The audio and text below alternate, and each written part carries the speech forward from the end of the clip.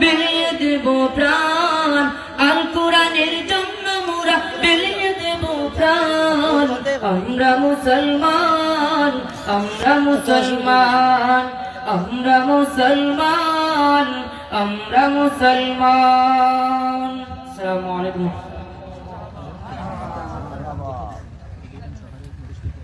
মারহাবা প্রিয় ছোট ভাইকে। সম্মানিত উপস্থিতি, এ পর্যায়ে আরেকটি সঙ্গীত নিয়ে আসছেন প্রস্ফুটিত সাংস্কৃতিক সংসদ।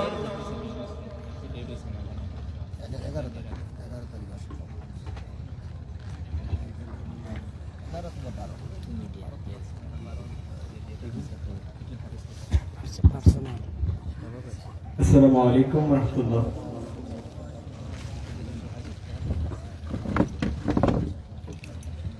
এই ওলি আল্লাহর বাংলাদেশ, এই শহীদ গাজীর বাংলাদেশ, রহম করুন আল্লাহ, রহম করুন আল্লাহ, রহম করুন আল্লাহ, রহম করুন আল্লাহ। এই ওলি আল্লাহর বাংলাদেশ, এই শহীদ গাজীর বাংলাদেশ, রহম করুন আল্লাহ, রহম করুন আল্লাহ, রহম করুন আল্লাহ, রহম করুন আল্লাহ। আল্লাহ আপনার প্রেমে শহীদ যারা, আমরা তাদের বংশধর, আমরা তাদের বংশধর, তাদের পথে, তাদের পথে কবুল করুন আল্লাহ, কবুল করুন আল্লাহ, কবুল করুন আল্লাহ, কবুল করুন আল্লাহ। এই ওলি আল্লাহর বাংলাদেশ, এই শহীদ গাজীর বাংলাদেশ, রহম করুন আল্লাহ, রহম করুন আল্লাহ, রহম করুন আল্লাহ, রহম করুন আল্লাহ।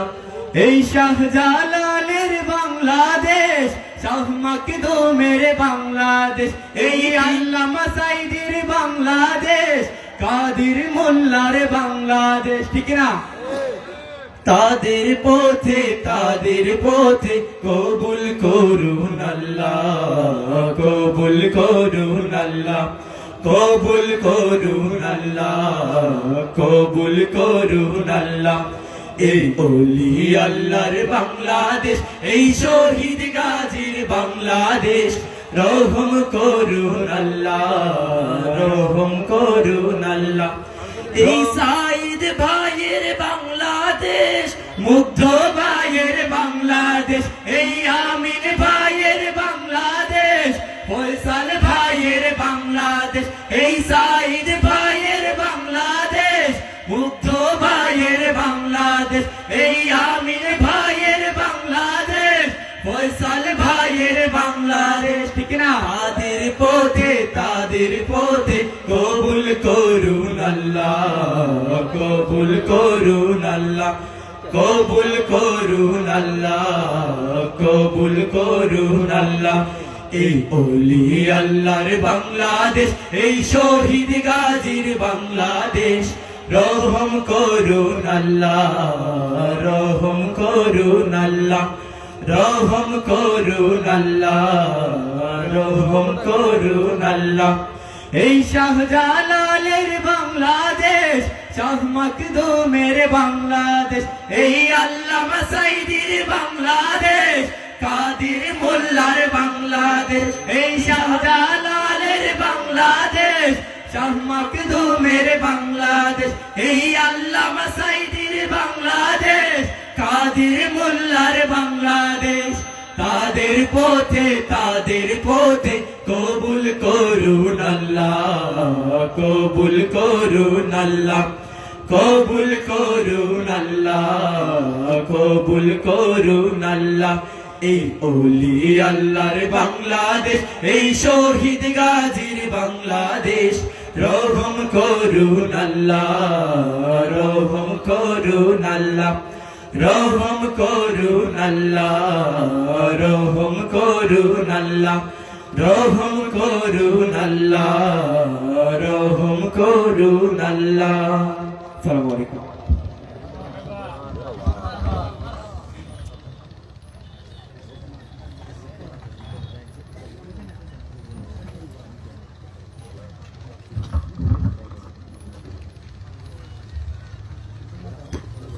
মুবারকবাদ প্রিয় ভাইদেরকে। সম্মানিত উপস্থিতি, সম্মানিত এলাকাবাসী, আমাদের মাঝে এসে উপস্থিত হয়েছেন 2 দিন ব্যাপী ঐতিহাসিক তাফসীরুল কোরআন মাহফিলের সম্মানিত প্রধান বক্তা, সুদূর ঢাকা থেকে আগত বিশিষ্ট আলেমে দ্বীন, বিশিষ্ট ইসলামী চিন্তাবিদ হযরতুল আল্লাম হযরত মাওলানা মুফতি শহীদুর রহমান মাহমুদাবাদী সাহেব ঢাকা। হুজুরকে ওনার মহামূল্যবান নসিহত পেশ করার জন্য আহলে মাহফিলের পক্ষ থেকে উদারত আহ্বান জানাচ্ছি।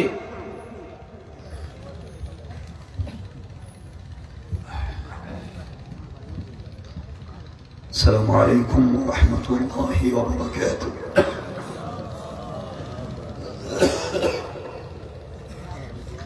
إن الحمد لله نحمده ونستعينه ونستغفره ونؤمن به ونتوكل عليه ونعوذ بالله من شرور أنفسنا ومن سيئات أعمالنا. من يهده الله فلا مضل له ومن يضلل فلا هادي له. شهادة تكون للنجاة وصيلة ولرفع الدرجات كفيلة. أما بعد فأعوذ بالله من الشيطان الرجيم. بسم الله الرحمن الرحيم. ألف لام را.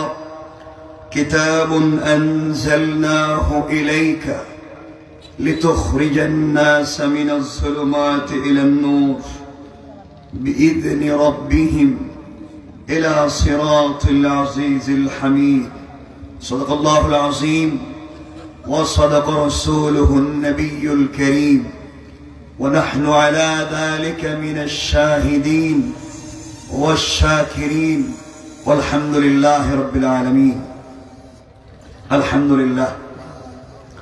अल्लाह पाक रब्बुल इज्जत वल जलालेर शाही दरबारे लाख कोटि तार चाইতে হাজারো বেশি শুকর ও সুজুদ যে আল্লাহ রব্বুল ইজ্জত ওয়াল জালাল আমাদেরকে আজকের এই মুবারক তাফসীরে একত্রিত করেছেন।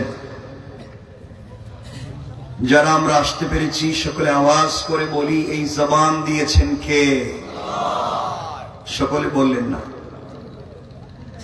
আমার মতো তো আর অসুস্থ কেউ না, তাও কথা রাখছি ভাইদের অনেক ভালোবাসে। ওরা ফোন দেওয়ার ওই দিন দেখা করছে শাহবাগে, শাহবাগ।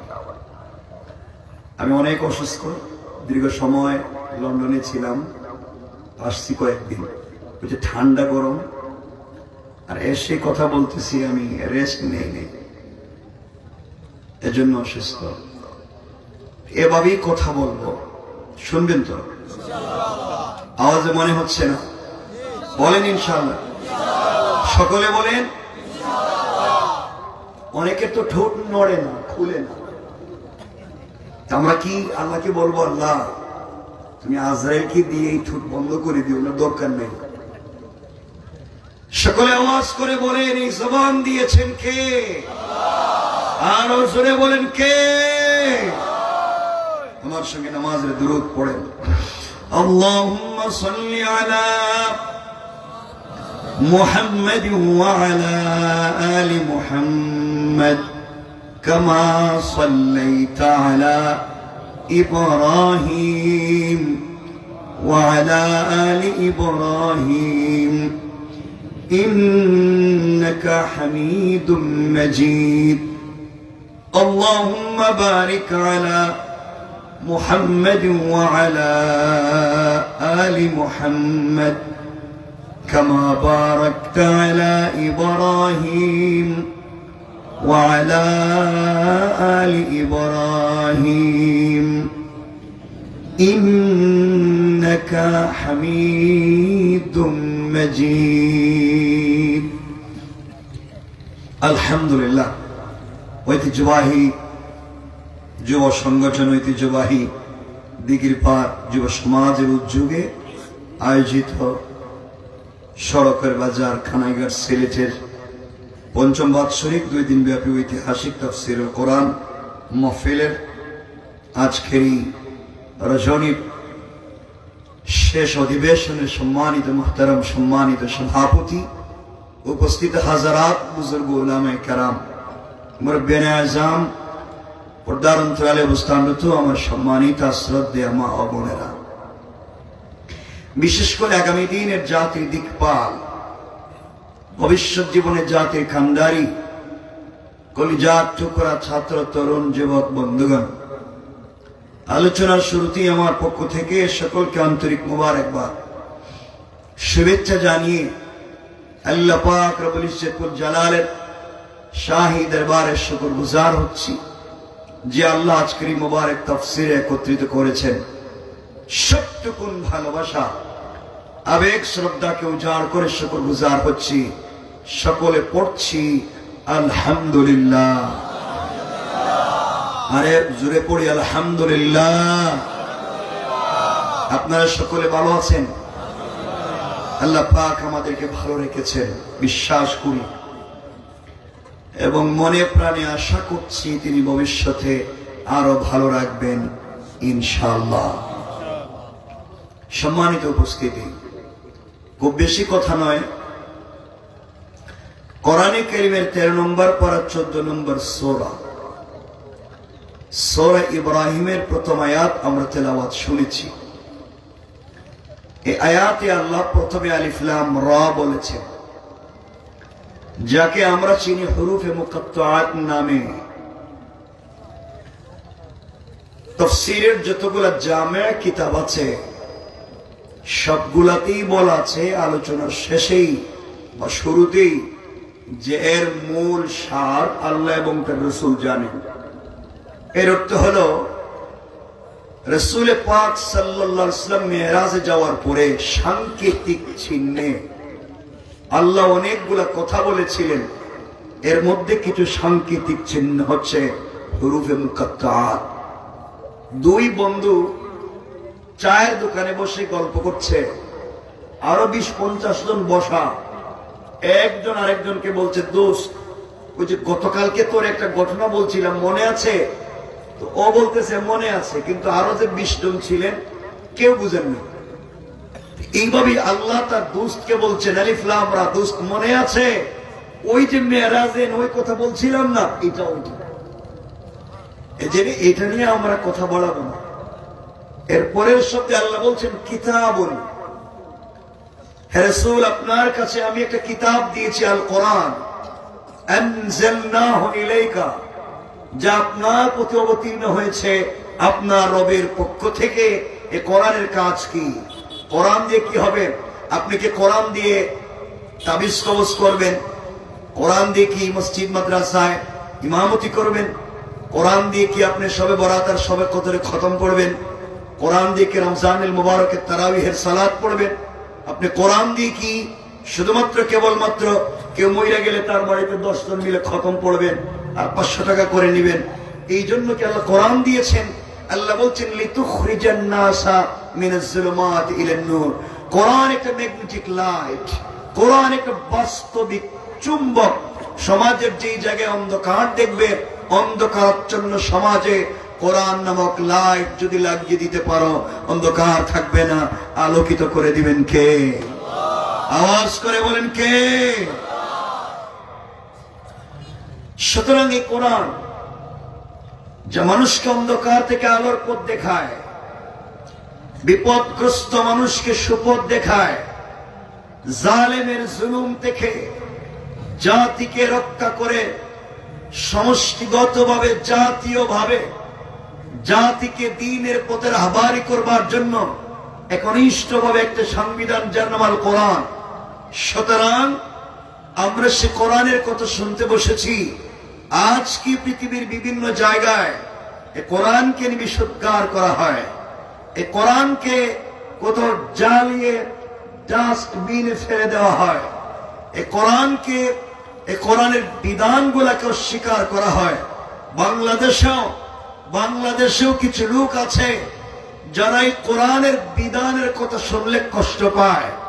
তারা যে কোনো ভাবেই ক্ষমতা দখল করতে চায়, যে কোনো ভাবেই এই জাতির গলায় গোলামীর শিকল লাগিয়ে দিতে চায়, কিন্তু কোরআনকে পার্লামেন্ট পর্যন্ত নিয়ে যেতে চায় না।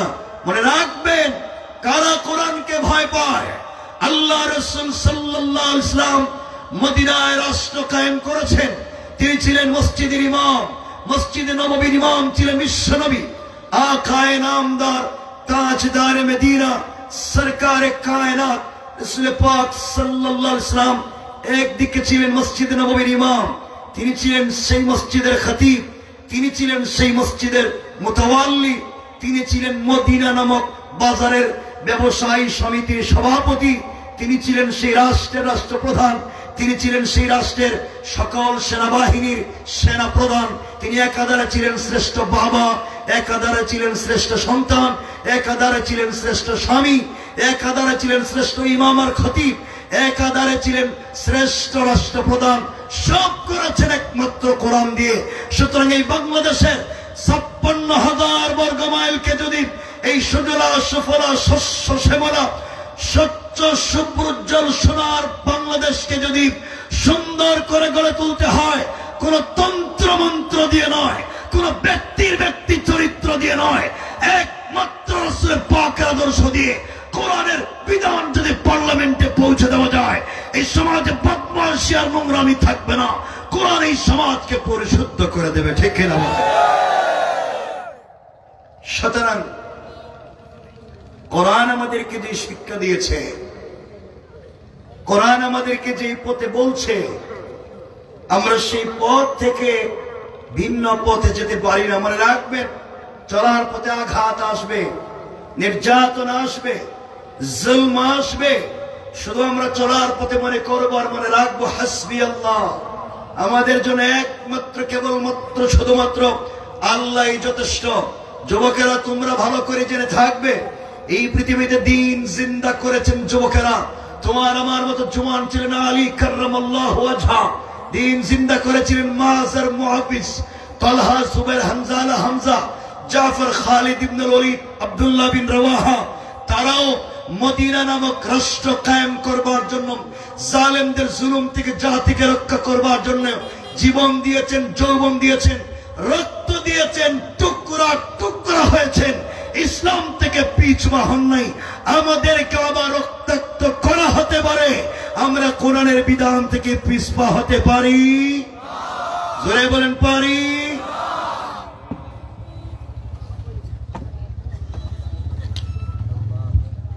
সুতরাং খুব মনোযোগ দিয়ে শুনবেন কি বলতে চাই। আমি খুব লম্বা চোরা কথা বলবো না, শুধু মনোযোগ দিয়ে শুনবেন। কেন কোরআনের আজকের এই আয়াত তেলাওয়াত করেছি? শুধুমাত্র যদি এই বিশ্বাস থাকে, পৃথিবীর সকল আমাদের বিরুদ্ধে চলে গেল, কোরআন আমাদেরকে বাঁচাবে, এই বিশ্বাস যদি থাকে, রব বলেছেন কথা দিলাম সবাই ফেলে দিয়ে গেলেও আমি বাঁচাবই। কে বলছেন? আর জোরে বলেন না, মনোযোগ দিয়ে শুনবেন। মনে হতে পারে, আমাদের মনে হতে পারে যে লম্বা জুব্বা, লম্বা দাড়ি, লম্বা পাগড়ি থাকলে মনে হয় তাকেই মানতে হবে, তাকেই ফলো করতে হবে। মনে রাখবেন, আপনি আমি এই সমাজে সালাত পড়ি, আমরা আজকে এই সমাজে অনেক আছে কালিমা পড়েছি, আমরা মনে করেছি কালিমা পড়েছি আমরা মুসলমান। এই যে আমি রব্বে পাকের জাতের কোরআন হাতে নিয়ে বলছি, শুধু কালিমা পড়লেই, কালিমা জানলেই, কালিমা বুঝলেই মুসলমান হওয়া যায় না। কথা কি বুঝতে পারলেন? বুঝতে পারেননি মনে হয়। শুধু কালিমা পড়লেই, কালিমা জানলেই, কালিমা বুঝলেই মুসলমান হওয়া যায় না। যতক্ষণ পর্যন্ত দিলের ভিতরে আল্লাহ তাওহীদ আর রাসূলের রিসালাত সন্নিবেশিত না হবে, এই জানায় বুঝায় পড়ায় আপনাকে আমাকে জান্নাত পর্যন্ত নিয়ে যেতে পারবে না। কথা বলেন না কেন? কেন বললাম? যারা ইউনিভার্সিটিতে পড়েছেন, যারা ইউনিভার্সিটিতে পড়ছেন, আপনারা জানেন ইসলামিক স্টাডিজ একটা বিভাগ আছে। এখানে মুসলমান ছাত্রদের পাশাপাশি হিন্দু, বৌদ্ধ, ইহুদি, খ্রিস্টান অনেক ভাই বোন পড়ালেখা করে। নাই? কথা বলেন না কেন? আছে। তারা কোরআন থিসিস করে, কোরআন অ্যানালাইজ করে, তারা MA করে, MPhil করে, PhD ডিগ্রি নেয়, ডক্টর হয়। আমি জানতে চাই যারা কোরআন সুন্নাহ গবেষণা করে ডক্টরেট ডিগ্রি নেয় তারা কম জানে না বেশি জানে? কথা বলেন না কেন? কম পড়েছে না বেশি পড়েছে? কম বুঝেছে না বেশি বুঝেছে?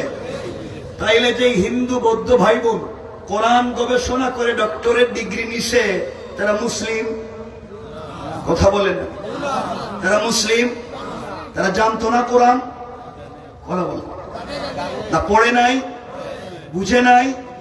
তাদের জানাও ছিল বেশি, পড়াও ছিল বেশি, বুঝাও ছিল বেশি। কোরআনের উপরে PhD কথাটাও ঠিক, কিন্তু তাদের জানবার বুঝবার পড়বার সাথে নাই আল্লাহর তাওহীদ আর নাই রাসূলের রিসালাত। বুঝা গেল আল্লাহর তাওহীদ আর রাসূলের রিসালাত বিবর্জিত কোরআন সুন্নাহর গবেষণা কাউকে মুসলমান বানাতে পারে? আরো জোরে বলেন, পারে? পারে না। অনেকে মনে করতে পারেন আমরা সালাত পড়ি, আমরা নামাজ পড়ি, এই জন্য তো আমরা মুসলিম মনে করতে পারেন। আমি আবারও আল্লাহ পাকের জাত ও সিফাতের নামে শপথ করে বলছি, শুধু সালাত পড়লেই মুসলিম পরিচয় দিয়ে জান্নাতে যাওয়া যাবে না। শুধু সালাত পড়লেই জান্নাতে যাওয়া যাবে না। আমার রাসূল সাল্লাল্লাহু আলাইহি ওয়াসাল্লামের পিছনে অনেকেই সালাত পড়েছে, মাঝে মাঝে ইকামত দিয়েছে, রাসূলের দস্তারখানে খাবার খেয়েছে, রাসূলের কপালে চুম্বন করেছে, রাসূলের হাত ধরে মদিনার বাজারে ঘুরে বেরিয়েছে। রাসূলের দাড়ির চাইতে তার দাড়ি লম্বা ছিল, রাসূলের জুব্বার চাইতে তার জুব্বা লম্বা ছিল, রাসূলের পাগড়ির চাইতে তার পাগড়ি লম্বা ছিল। তার ইন্তেকালের পরে রাসূল পাক সাল্লাল্লাহু আলাইহি ওয়াসাল্লাম তার জানাজায় শরীক হয়েছেন। তার ইন্তেকালের পরে রাসূল নিজে তার জানাজায় শরীক হয়ে ইমামতি করতে চেয়েছেন। আল্লাহ বলেছেন, পয়গম্বরে আরবি আপনার মুসল্লি, আপনার দস্তারখানের সাথী, আপনার তাহাজ্জুদের সাথী, আপনার সঙ্গে খাবার খেয়েছে, আপনার হাত ধরে মদিনার বাজারে ঘুরে বেরিয়েছে, আপনার চাইতে দাড়িও কম না, আপনার চাইতে জুব্বাও ছোট না, আপনার চাইতে পাগড়িও ছোট না, ইয়া রাসূলুল্লাহ সব ঠিক আছে। আমি বললাম, ও মুনাফিক। কে বলছেন? কথা বলেন, কে বলছেন? যাকে হানাফি মাযহাবের বড় ইমাম আল্লামা ইমাম আবু বকর জাসসাস আহকামুল কোরআন লিল জাসসাসে যার নাম দিয়েছেন আব্দুল্লাহ ইবনে উবাই ইবনে সালুল, তিনি বলেছেন ও তো রাসূলের মুসল্লি ছিল, রাসূলের মুসল্লি ছিল, দাড়িও কম ছিল না, জুব্বাও ছোট ছিল না, পাগড়িও ছোট ছিল না, রাসূলের পিছনে সালাতও পড়ছে, এরপরেও জান্নাতি না জাহান্নামী? কথা বলেন। অপরাধ নামাজ পড়তো না? কথা বলেন। দাড়ি ছিল না, জুব্বাও ছিল না, পাগড়ি ছিল না, সব ছিল। তার বাহিরে যে বেশভূষা ছিল তার বিশ্বাস দিলে ছিল না। অর্থাৎ বাহিরে যে বিশ্বাস লালন করত, ভিতরে সে বিশ্বাস লালন করত না। ভিতরে যে বিশ্বাস থাকতো বাহিরে তা প্রকাশ করত না। অর্থ হলো তার ভিতর আর বাহির মিল ছিল না। দেখতে যা দেখা যায় ভিতরে তা নাই, ভিতরে যা আছে বাহিরে নাই। তার নাম বলা লাগবে? আবার বলেন। আল্লাহ বলছেন লোকটা জান্নাতি না জাহান্নামী? আপনাদের বাহিরের বেশভূষা তো খারাপ না, দেখতে ওলিয়া ওলিয়ার মতো মন হইতেছে, দাড়িও ঠিক, জুব্বাও ঠিক, পকেটে তসবিও থাকতে পারে, দেখতে তো আল্লাহর ওলির মতো মনে হয়, ভিতরের অবস্থা কি আল্লাহ জানে। কথা বলেন না কেন?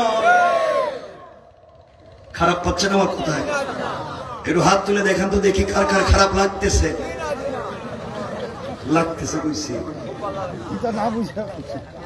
খারাপ লাগতেছে। এই ভাঙ্গা গুলো দিয়ে কথা কইতেছে, তাও যদি খারাপ লাগে, কষ্ট হচ্ছে।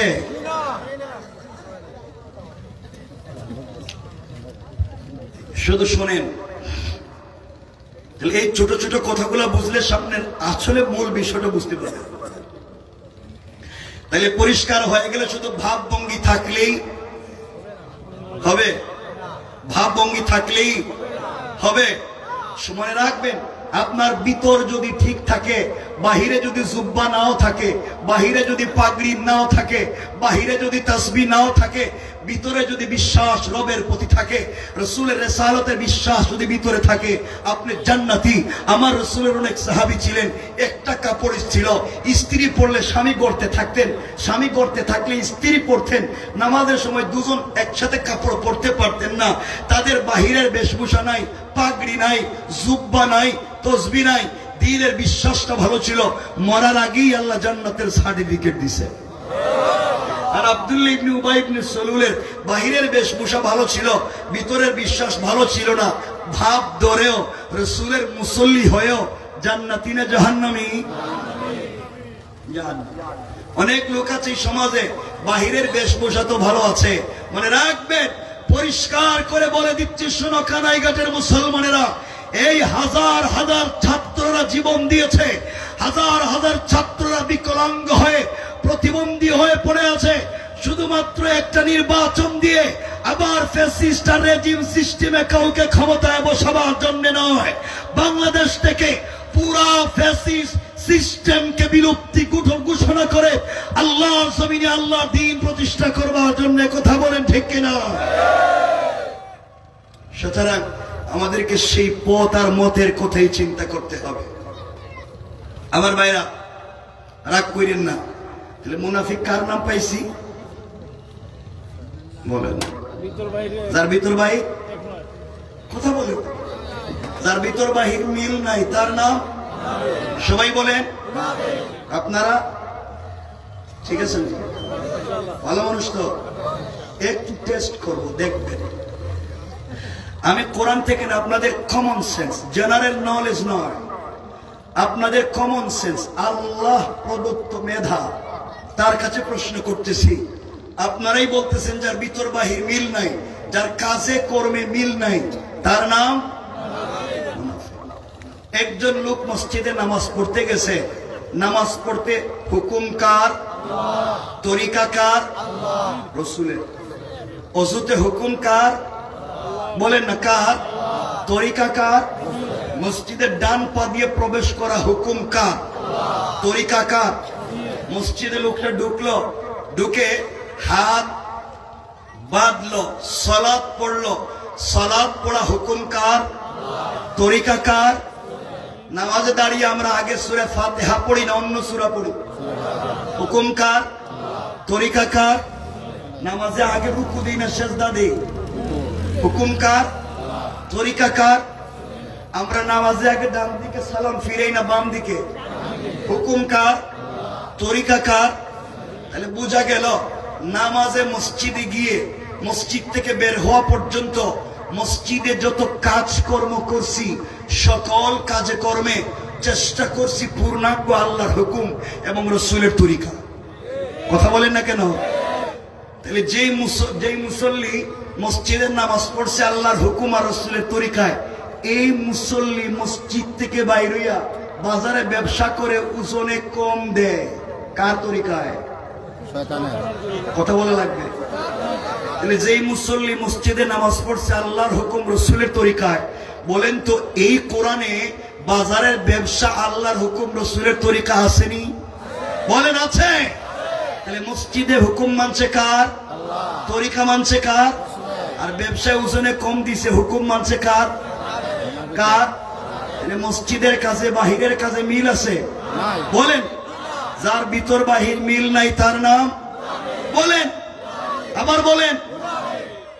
এগুলা যারা এলাকায় করে, যারা ওজনে কম দেয়, যারা এক নাম্বার জিনিস দেখাইয়া 2 নম্বর বিক্রি করে, যারা সামনে ভালো করে সবজি ধুইয়ার ভিতরে পচা সবজি রেখা দেয়, যারা 3 মাস আগের ইলিশ মাছ এই মাত্র নদী থেকে তুলছে কইয়া বিক্রি করে দেয়, বলেন তো এর নামাজ মসজিদে ইবাদত বাহিরের কাজে মিল আছে? যে হাজী সাহেব মসজিদে তসবিহ পড়লেন, ওই হাজী সাহেব নিজের ছেলে আর মেয়ের বিয়ের সময় গায়ে হলুদ করে। কথা বলেন না কেন? ডেক সেট লাগাইয়া গান বাজনা করে, আছে না নাই? বলেন মসজিদের কাজে বাহিরের কাজে মিল আছে? যার মিল নাই তার নাম? আবার বলেন। অনেক মুসল্লি আছে মসজিদে সালাত পড়ে ঠিকই, কিন্তু গ্রামে পঞ্চায়েতের বিচার করতে গিয়া দেখবেন, গ্রামে পঞ্চায়েতের বিচার করতে গিয়া 1 কাপ রং চা খাইয়া এদিকের বিচার এদিকে দিয়ে দেয়। কথা বলেন, আবার বলেন। হাতে 500 টাকা দরাইয়া দিলে পুরা বিচার সুদ্ধা খায়া ফেলায়। 1000 টাকা দরাইয়া দিলে ইসলামী আন্দোলনের কর্মীর বিরুদ্ধে থানায় গিয়ে নালিশ করে, আছে না নাই? বলেন যে মসজিদে নামাজ পড়লো যেই তরিকায় আর বাহিরের কাজ করলো যেই তরিকায় মিল আছে? আবার বলেন আছে। যার মিল নাই তার নাম, আবার বলেন। বুঝতে পারছেন না আপনাদের অবস্থা কি এখন দাঁড়াইতেছে? জি নাকি? তা এটা কিন্তু ভালো না। আলহামদুলিল্লাহ। আমার বন্ধুগণ, কথাগুলো এভাবেই বুঝবেন। অনেক লোক আছে এলাকায়, কেউ রাগ করবেন না, আমি কি আসছিলাম কখনো? অনেক লোক আছে এলাকায় যারা ভিলেজ পলিটিক্স করেন, এলাকার রাজনীতি করেন, এলাকার মোড়ল, এলাকার মাতবর, এলাকার বিচারী, পঞ্চায়েতের বড় মুরব্বী, কোনো কাজ কাম নাই, ছেলে মেয়েও কোনো জায়গায় কাজ কাম করে না। দেখবেন লঙ্গিও সাদা, শার্টও সাদা, আয়রনও ভালো, পারফিউমও ভালো, বাজার থেকে দামি দামি খরচ করে বাড়িতে নিয়ে যায়। ওর ইনকামের কোনো সোর্স নাই। ইনকাম হইল গ্রামে 2 জন দিয়ে মাইল লাগাইয়া দেওয়া। এর কাছ থেকেও 500 লয়, এর কাছ থেকেও 500 লয়। এর দিনে বুদ্ধি দে, এর রাত্রি বুদ্ধি দে। আবার জুমার নামাজে সবার সামনে থাকে। আল্লাহ কই কিও বাটপা। কথা বলেন না কেন? এগুলো আছে না নাই? ভাব ধরছে। সমাজ কত নোংরা। এমন লোক আছে এলাকায়, গ্রামে দেখবেন এমন লোক আছে, একজন ভাই কষ্ট করে বাড়ি বানাইছে বিদেশ থেকে। গ্রামের কিছু লোক আছে রাস্তা দেয় না, কন্যায়ের বাড়িতে যেন গাড়ি ঢুকতে না পারে রাস্তা শুরু করে দেয়।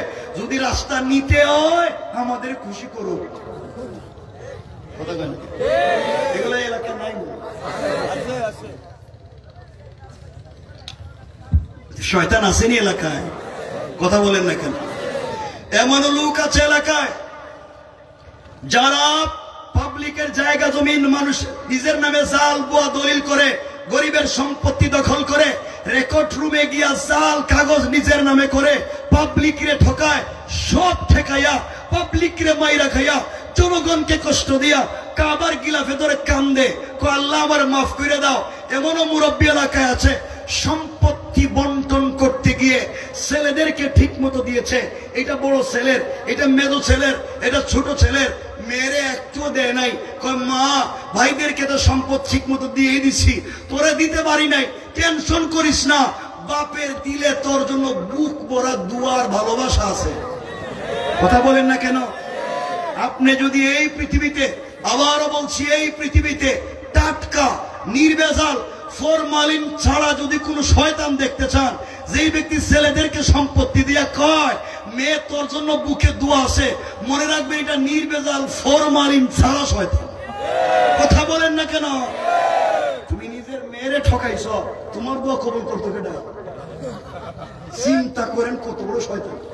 নিজের মেয়েরে ঠকাইছে, আল্লাহর কাছে নাকি হের দোয়া কবুল হইব। এগুলো সমাজে নাই। এই জন্য আয়াত পড়েছি, লিতুখরিজান নাসা মিনাজ যুলুমাতি ইলান নূর। এই অন্ধকারাচ্ছন্ন সমাজকে আলোকিত করতে গেলে Old Testament, New Testament, Gospel, Bible, Gita, Veda, Tripitaka কোন জিনিস দিয়ে এই সমাজের মানুষের চরিত্রের পরিবর্তন হবে না। সমাজের মানুষের চরিত্রের পরিবর্তন করতে পারে একমাত্র কেবলমাত্র আল কোরআন। কথা কি বুঝলেন? তাহলে শয়তান কই আসেনি এলাকায়? এখানে কেউ আসেনি বাবা সুদ খাও? নাই। এখানে কেউ আসেনি ঘুষ খাইয়া বিচার করো? থাকলে একটু হাত দেখাও না, একটু তুলো হাত, বরকতি হাতটা একটু দেখতে লই। সব ভালো মানুষ, কি ভদ্র, নিজেই জানে কত নম্বর ভদ্র। কথা বলেন না কেন? কথাগুলো শুনেন কি বলতে চাই। ভালো মাশাআল্লাহ বসে গেছে, ভালো লাগতেছে। একজন যদি উঠেন মনে করবো আপনি হেই কামলা চাইতেছেন, আপনি হেই কামলা উঠলি। সুতরাং আমার কথা পরিষ্কার। এখন আপনারা বলেন যে সুদ খায়, ঘুষ খায়, যে সুদ খায় শয়তান, ঘুষ খায় শয়তান, মাদক ব্যবসা করে শয়তান, পাবলিকের বিরুদ্ধে জায়গা জমি জাল বুয়া দলিল করে শয়তান, ওজনে কম দে শয়তান। এলাকায় আসে না নাই? আমার কষ্ট জানেন আরেক জায়গায়। আপনারা শয়তান মারতে যান মক্কায়, 8 লাখ 10 লাখ খরচ করে হজে যায়, হজে গিয়া জামারাতে শয়তানরে কঙ্কর মারে, পাথর মারে, মারেনি? কথা বলেন নাকি? দেখছেন নি মারে? যে শয়তান মারে পাথর, 10 লাখ খরচ করে। গত হজের আগের হজে দেখলাম এক হাজি সাহেব হজে গিয়া জামারাতে শয়তানের পাথর মারতেছে, মারতে মারতে বুঝতো রাগ উঠে গেছে, জুতা খুললে মারতেছে। শয়তান পুরো এলাকায় মাইল লাগাইয়া রাখছে, আর এখানে বসে রয়েছে জুতা দিয়ে মারতেছে। আমি আপনাদের কাছে জানতে চাই, যেই শয়তানরা 10 লাখ খরচ করে মক্কায় জুতা দিয়ে মারতে গেছেন, এই শয়তান আপনাদের বৃহত্তর কানাইঘাট এলাকায় সুদের কারবার করছে। এই শয়তান আইছিল এখানে, মক্কা থেকে আইছিল, কিছু কইলে হের উপরে দোষ দেয়। যে শয়তানের সুদের কারবার করে, এটা মক্কায় না এলাকায়? কথা বলে, মক্কার শয়তানের সুদের কারবার এলাকায় করতেছে না এলাকার শয়তানে? জাগা জমি জাল বুয়া দলিল করে মক্কার শয়তানে না এলাকার শয়তানে? ওজনে কম দে মক্কার শয়তানে না এলাকার শয়তানে? যে শয়তান ওজনে কম দে মক্কায় না এলাকায়? সুদের ব্যবসা করে, এটা মক্কায় না এলাকায়? কথা বলেন না? মসজিদ মাদ্রাসার কেশের পয়সা মাইরা নিজের ছেলেরে বিদেশ পাঠাইয়া নিজে একটা ব্যবসা দিয়ে বসে থাকে, এটা মক্কায় না এলাকায়? শয়তান মক্কায় না এলাকায়? জুতা মারবেন মক্কায় না এলাকায়? জোরে বলেন, আবার বলেন। এরা কয় না দেখি, এরা কি আরেকটা কিতা? সবাই বলেন, জুতা মারতে মক্কায় না এলাকায়? সুতরাং যারা সুদের কারবার করো, আমার আওয়াজ যত দূর যায় কান খাড়া করে শোনো, যারা সুদের কারবার করো, যারা ঘুষের কারবার করো, যারা ফেন্সিডিল ইয়াবার কারবার করো, যারা চান্দাবাজি করো, যারা পাবলিক রে ঠকাইয়া খাও, যারা মসজিদ মাদ্রাসার কেশের পয়সা মাইরা খাও, যারা ইসলামী আন্দোলনের কর্মীকে বিপদে ফেলাবার চিন্তা করো, আমার আওয়াজ কান পর্যন্ত গেলে ভালো হয়ে যাও। ঠিক কিনা জোরে বলেন? কি হয়ে যাও? আবার বলেন। আজকের পুরো ওয়াজের মূল প্রতিপাদ্য শব্দ একটা, মনে রাখবেন, আবার বলছি, পুরা ওয়াজের মূল প্রতিপাদ্য একটা, সেটা হলো ভালো হয়ে যাও। বলেন না? একটু আপনারা বললে ভালো লাগতো, বলেন না?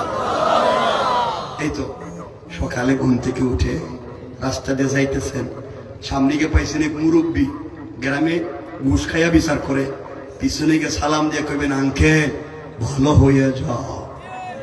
ঘটনা কি? এটা শুরু করলো কেমন? কালকে ওয়াজে ভালো হয়ে যাও শুরু হয়েছে, আর আমরা সকাল থেকে শুরু করে দিচ্ছি। কথা বলেন না কেন? কি হয়ে যাও? আপনার আশেপাশে হিট কামলা থাকলে হেরে কানে কানে কইয়া দেন, বলে এখনই ভালো হয়ে যাও, সকাল হইতে দেরি আছে। আহারে কত শয়তানি সমাজে করে, কত জাতের সমস্যা সমাজে আছে। সুতরাং আমার বন্ধুগণ, এই সমস্যার সমাধান করতে হবে কোরআন দিয়ে। কি দিয়ে? দেখেন, কোরআন যদি সাথে থাকে, কি থাকে? ছোট ছোট কথাগুলোই মনে রাখবেন। কোরআন যদি সঙ্গে থাকে, আল্লাহ আপনাকে বাঁচাবেন, সমাজকে পরিবর্তন করবেন। বলেন ইনশাআল্লাহ। ওই কেমনে? মনোযোগ দিয়ে শোনেন আমার মুসলমান বন্ধুগণ, গভীর মনোযোগ, কথাগুলো দিল দিয়ে শুনেন কি বলতে চাই। আল্লাহ রাসূল সাল্লাল্লাহু আলাইহি ওয়াসাল্লাম দ্বীনের দাওয়াত দিতে যখন শুরু করলেন, প্রথম জামানায় দ্বীনের দাওয়াত দিতে লাগলেন। আল্লাহ আয়াত নাযিল করে বলতেন, শোনো মুহাম্মদ, ওয়ানজির আশীরাতাকাল আকরাবিন, আপনি আপনার নিকট আত্মীয়দেরকে দ্বীনের দাওয়াত দাও। আল্লাহ রাসূল সাল্লাল্লাহু আলাইহি ওয়াসাল্লাম দ্বীনের দাওয়াত দিতে লাগলেন। এই কথাগুলো লম্বা, আমরা মূল কথা বলবো। যেই জায়গায় দাঁড়িয়ে রাসূল কথা বললেন, মক্কার সকল লিডারেরা একত্রিত হলো। যারা যেতে পারলো না, তাদের প্রতিনিধি পাঠালো। আল্লাহর রাসূল শুধুমাত্র একটা কথা বলছেন, শোনো, আমি যদি বলি পাহাড়ের অপর প্রান্ত থেকে তোমাদের বিরুদ্ধবাদীরা তোমাদের উপরে আক্রমণ করবে, মেরে ফেলবে, তোমরা কি আমি মুহাম্মদ ইবনে আব্দুল্লাহর কথাকে বিশ্বাস করবে? সকলে এক বাক্যে বলেছে, মুহাম্মদ ইবনে আব্দুল্লাহ, তুমি কথা বলতে দেরি হবে, আমাদের বিশ্বাস করে মেনে নিতে 1 মিনিটও দেরি হবে না। আল্লাহ রাসূল বলছেন, শোনো, আমি দেখতে পাচ্ছি তোমাদের জন্য জাহান্নামের আগুন দাউ দাউ করে জ্বলতেছে। তোমাদের ভিতর আল্লাহর তাওহীদের পরিচয় নাই, রাসূলের রিসালাতের পরিচয় নাই। তোমাদেরকে বলছি আসলিম তাসলাম, ইসলাম কবুল করো, শান্তিতে থাকবা, এই কথা বললেন। মক্কার সকল মানুষ কিং কর্তব্য বিমূঢ় হয়ে গেল। মক্কার বড় বড় লিডারেরা দাঁড়িয়ে আছে, নবীজির এই কথা শুনে কেউ কোনো জবাব দিচ্ছে না, কি বলবে কি বলবে। ওই সময় রাসূলের আপন চাচা আবু লাহাব দাঁড়িয়ে গিয়েছে, ডাক দিয়ে বলছে তাব্বান লাকা ইয়া মুহাম্মদ আলিহাদা দাআউতানা আয় জামাতানা। ও মুহাম্মদ ইবনে আব্দুল্লাহ, তুমি ধ্বংস হয়ে যাও, তোমার সারাদিন ধ্বংস হয়ে যাক, এই কথা বলার জন্য কি আমাদেরকে দাওয়াত করে একত্রিত করেছো? তুমিও একটা পাগল, তোমার আল্লাহ পাগল। জোরে বলেন। আপনাদের কাছে জানতে চাই, আল্লাহ রাসূল বড় কষ্ট পাইলেন। নবীজি দ্বীনের দাওয়াত প্রকাশ্যে দিলেন, প্রথম বাধা দিছে কে? কথা বলেন। আপন চাচা, এটা কি বাহিরের লোক না ঘরের লোক? কথা বলেন। মক্কার পুরা মক্কার লোক ছিল, কেউ বাধা দেয় নাই, কেউ কোনো কথা বলতে পারতেছে না। ইসলামের দাওয়াতে রাসূলকে প্রথম যে বাধা দিছে সে বাহিরের লোক না ঘরের লোক? সুতরাং ইসলামী আন্দোলনের কর্মীরা দ্বীনের দাওয়াত দিতে গেলে সর্বপ্রথম প্যান্ট শার্টওয়ালা বাহিরের লোক, হিন্দু বৌদ্ধ ইহুদি খ্রিস্টান বাধা দেয় না, আমাদের মতো জুব্বাওয়ালা পাঞ্জাবিওয়ালারাই প্রথম বাধা হয়ে দাঁড়াইয়া যায়। ঠিক কিনা বলেন? প্রথম বাধা তো ঘরের লোক। আমার ওয়াজ বুঝেননি আপনারা? না বুঝলে আবার বলবো। আমার বন্ধুগণ, কথাগুলো শুনবেন। আল্লাহ রাসূল সাল্লাল্লাহু আলাইহি ওয়াসাল্লাম বাড়িতে পৌঁছে গেলেন, চোখের পানি ছেড়ে কাঁদলেন। গভীর রজনীতে আল্লাহর কাছে চোখের পানি ছেড়ে ডাক দিয়া বলেছেন, আল্লাহ, দ্বীনের দাওয়াত দিয়েছি, আমার চাচা আমাকে গালি দিয়েছে, পাগল বলেছে, আমাকে মারবার জন্য হাতে পাথর নিয়েছে। আল্লাহ তাআলা, আমার যায় আসে না, আমার ব্যথা লাগে নাই, আমার কষ্ট লাগে নাই, আমাকে মেরে ফেললে যায় আসে না, কিন্তু তোমাকে পাগল বলেছে, আমার সহ্য হয় না। আমি মুহাম্মদ বরদাস্ত করতে পারি না তোমাকে কেউ গালি দিলে। আওয়াজ হলো, আল্লাহ জানিয়ে দিলেন, কলিজার টুকরা বন্ধু আমার, কেউ যদি আমি আল্লাহকে গালি দেয় আমার যায় আসে না, আমার কোরআনের বিরুদ্ধে যদি চলে যায় আমার যায় আসে না, কারণ যা মন চায় করো। ওয়াত্তাকু ইয়াওমান তুরজাউনা ফীহি ইলাল্লাহ সুম্মা তুওয়াফা কুল্লু নাফসিন মা কাসাবাত ওয়া হুম লা ইউজলামুন। যা মন চায় করো, আমার কাছেই ফিরে আসা লাগবে, হিসাব দেওয়া লাগবে, ওই দিন জুলুম করব না। ফামান ইয়ামাল মিসকালা যাররাতিন খায়রান ইয়ারা, সরিষার দানা পরিমাণ ভালো কাজ করলে হিসাব নিব। ওয়ামান ইয়ামাল মিসকালা যাররাতিন শাররান ইয়ারা, সরিষার দানা পরিমাণ খারাপ কাজ করলে হিসাব নিব। বন্ধু, টেনশন করো না, আমাকে গালি দিলে আমার যায় আসে না, কিন্তু কলিজাত থেকে যাকে আমি হাবিবুল্লাহ বানিয়েছি, আমার বন্ধুকে যদি কেউ গালি দেয় আমি আল্লাহ বরদাস্ত করতে পারি না। আল্লাহু আকবার। লম্বা আলোচনা, আমরা আলোচনা করে ছোট ছোট করে শুধু মূল বিষয়টা বুঝাবো। মূল বিষয়টা কি মনে আছে তো? কোরআন সাথে থাকলে কেউ কিছু করতে পারবে? বাঁচাবেন কে? সুরে বলেন না, এটা মনে রাখবেন। আপনারা তো কোন তাবিজ কবজ নেই, কোরআনটা বুঝেন।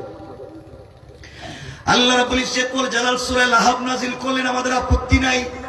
তাব্বাত ইয়াদা আবি লাহাব বলছেন, আমাদের আপত্তি নাই। আবু লাহাব ধ্বংস, আবু লাহাবের সন্তান সম্পত্তি ধ্বংস হয়ে গেছে বা হয়ে যাবে। আল্লাহ বললেন আমাদের আপত্তি নাই, কারণ আবু লাহাব আল্লাহর রাসূলকে গালি দিয়েছে। কিন্তু আল্লাহ কোরআনের ওই সূরার মধ্যখানে একটা আয়াত নাযিল করলেন। আল্লাহ বলছেন, ওয়ামরাআতুহু হাম্মালাতাল হাতাব। ও বন্ধু আমার, শুধু আবু লাহাবকে ধ্বংস করে দিয়েছি তা না, তার স্ত্রী উম্মে জামিলকেও ধ্বংস করে দিয়েছি। এই কথা বলবার জন্য আল্লাহ একটা শব্দ নিয়েছেন, হাম্মালাতুন। তাফসিরে কাশাফে হাম্মালাতুন শব্দের দুটা ব্যাখ্যা পাওয়া যায়।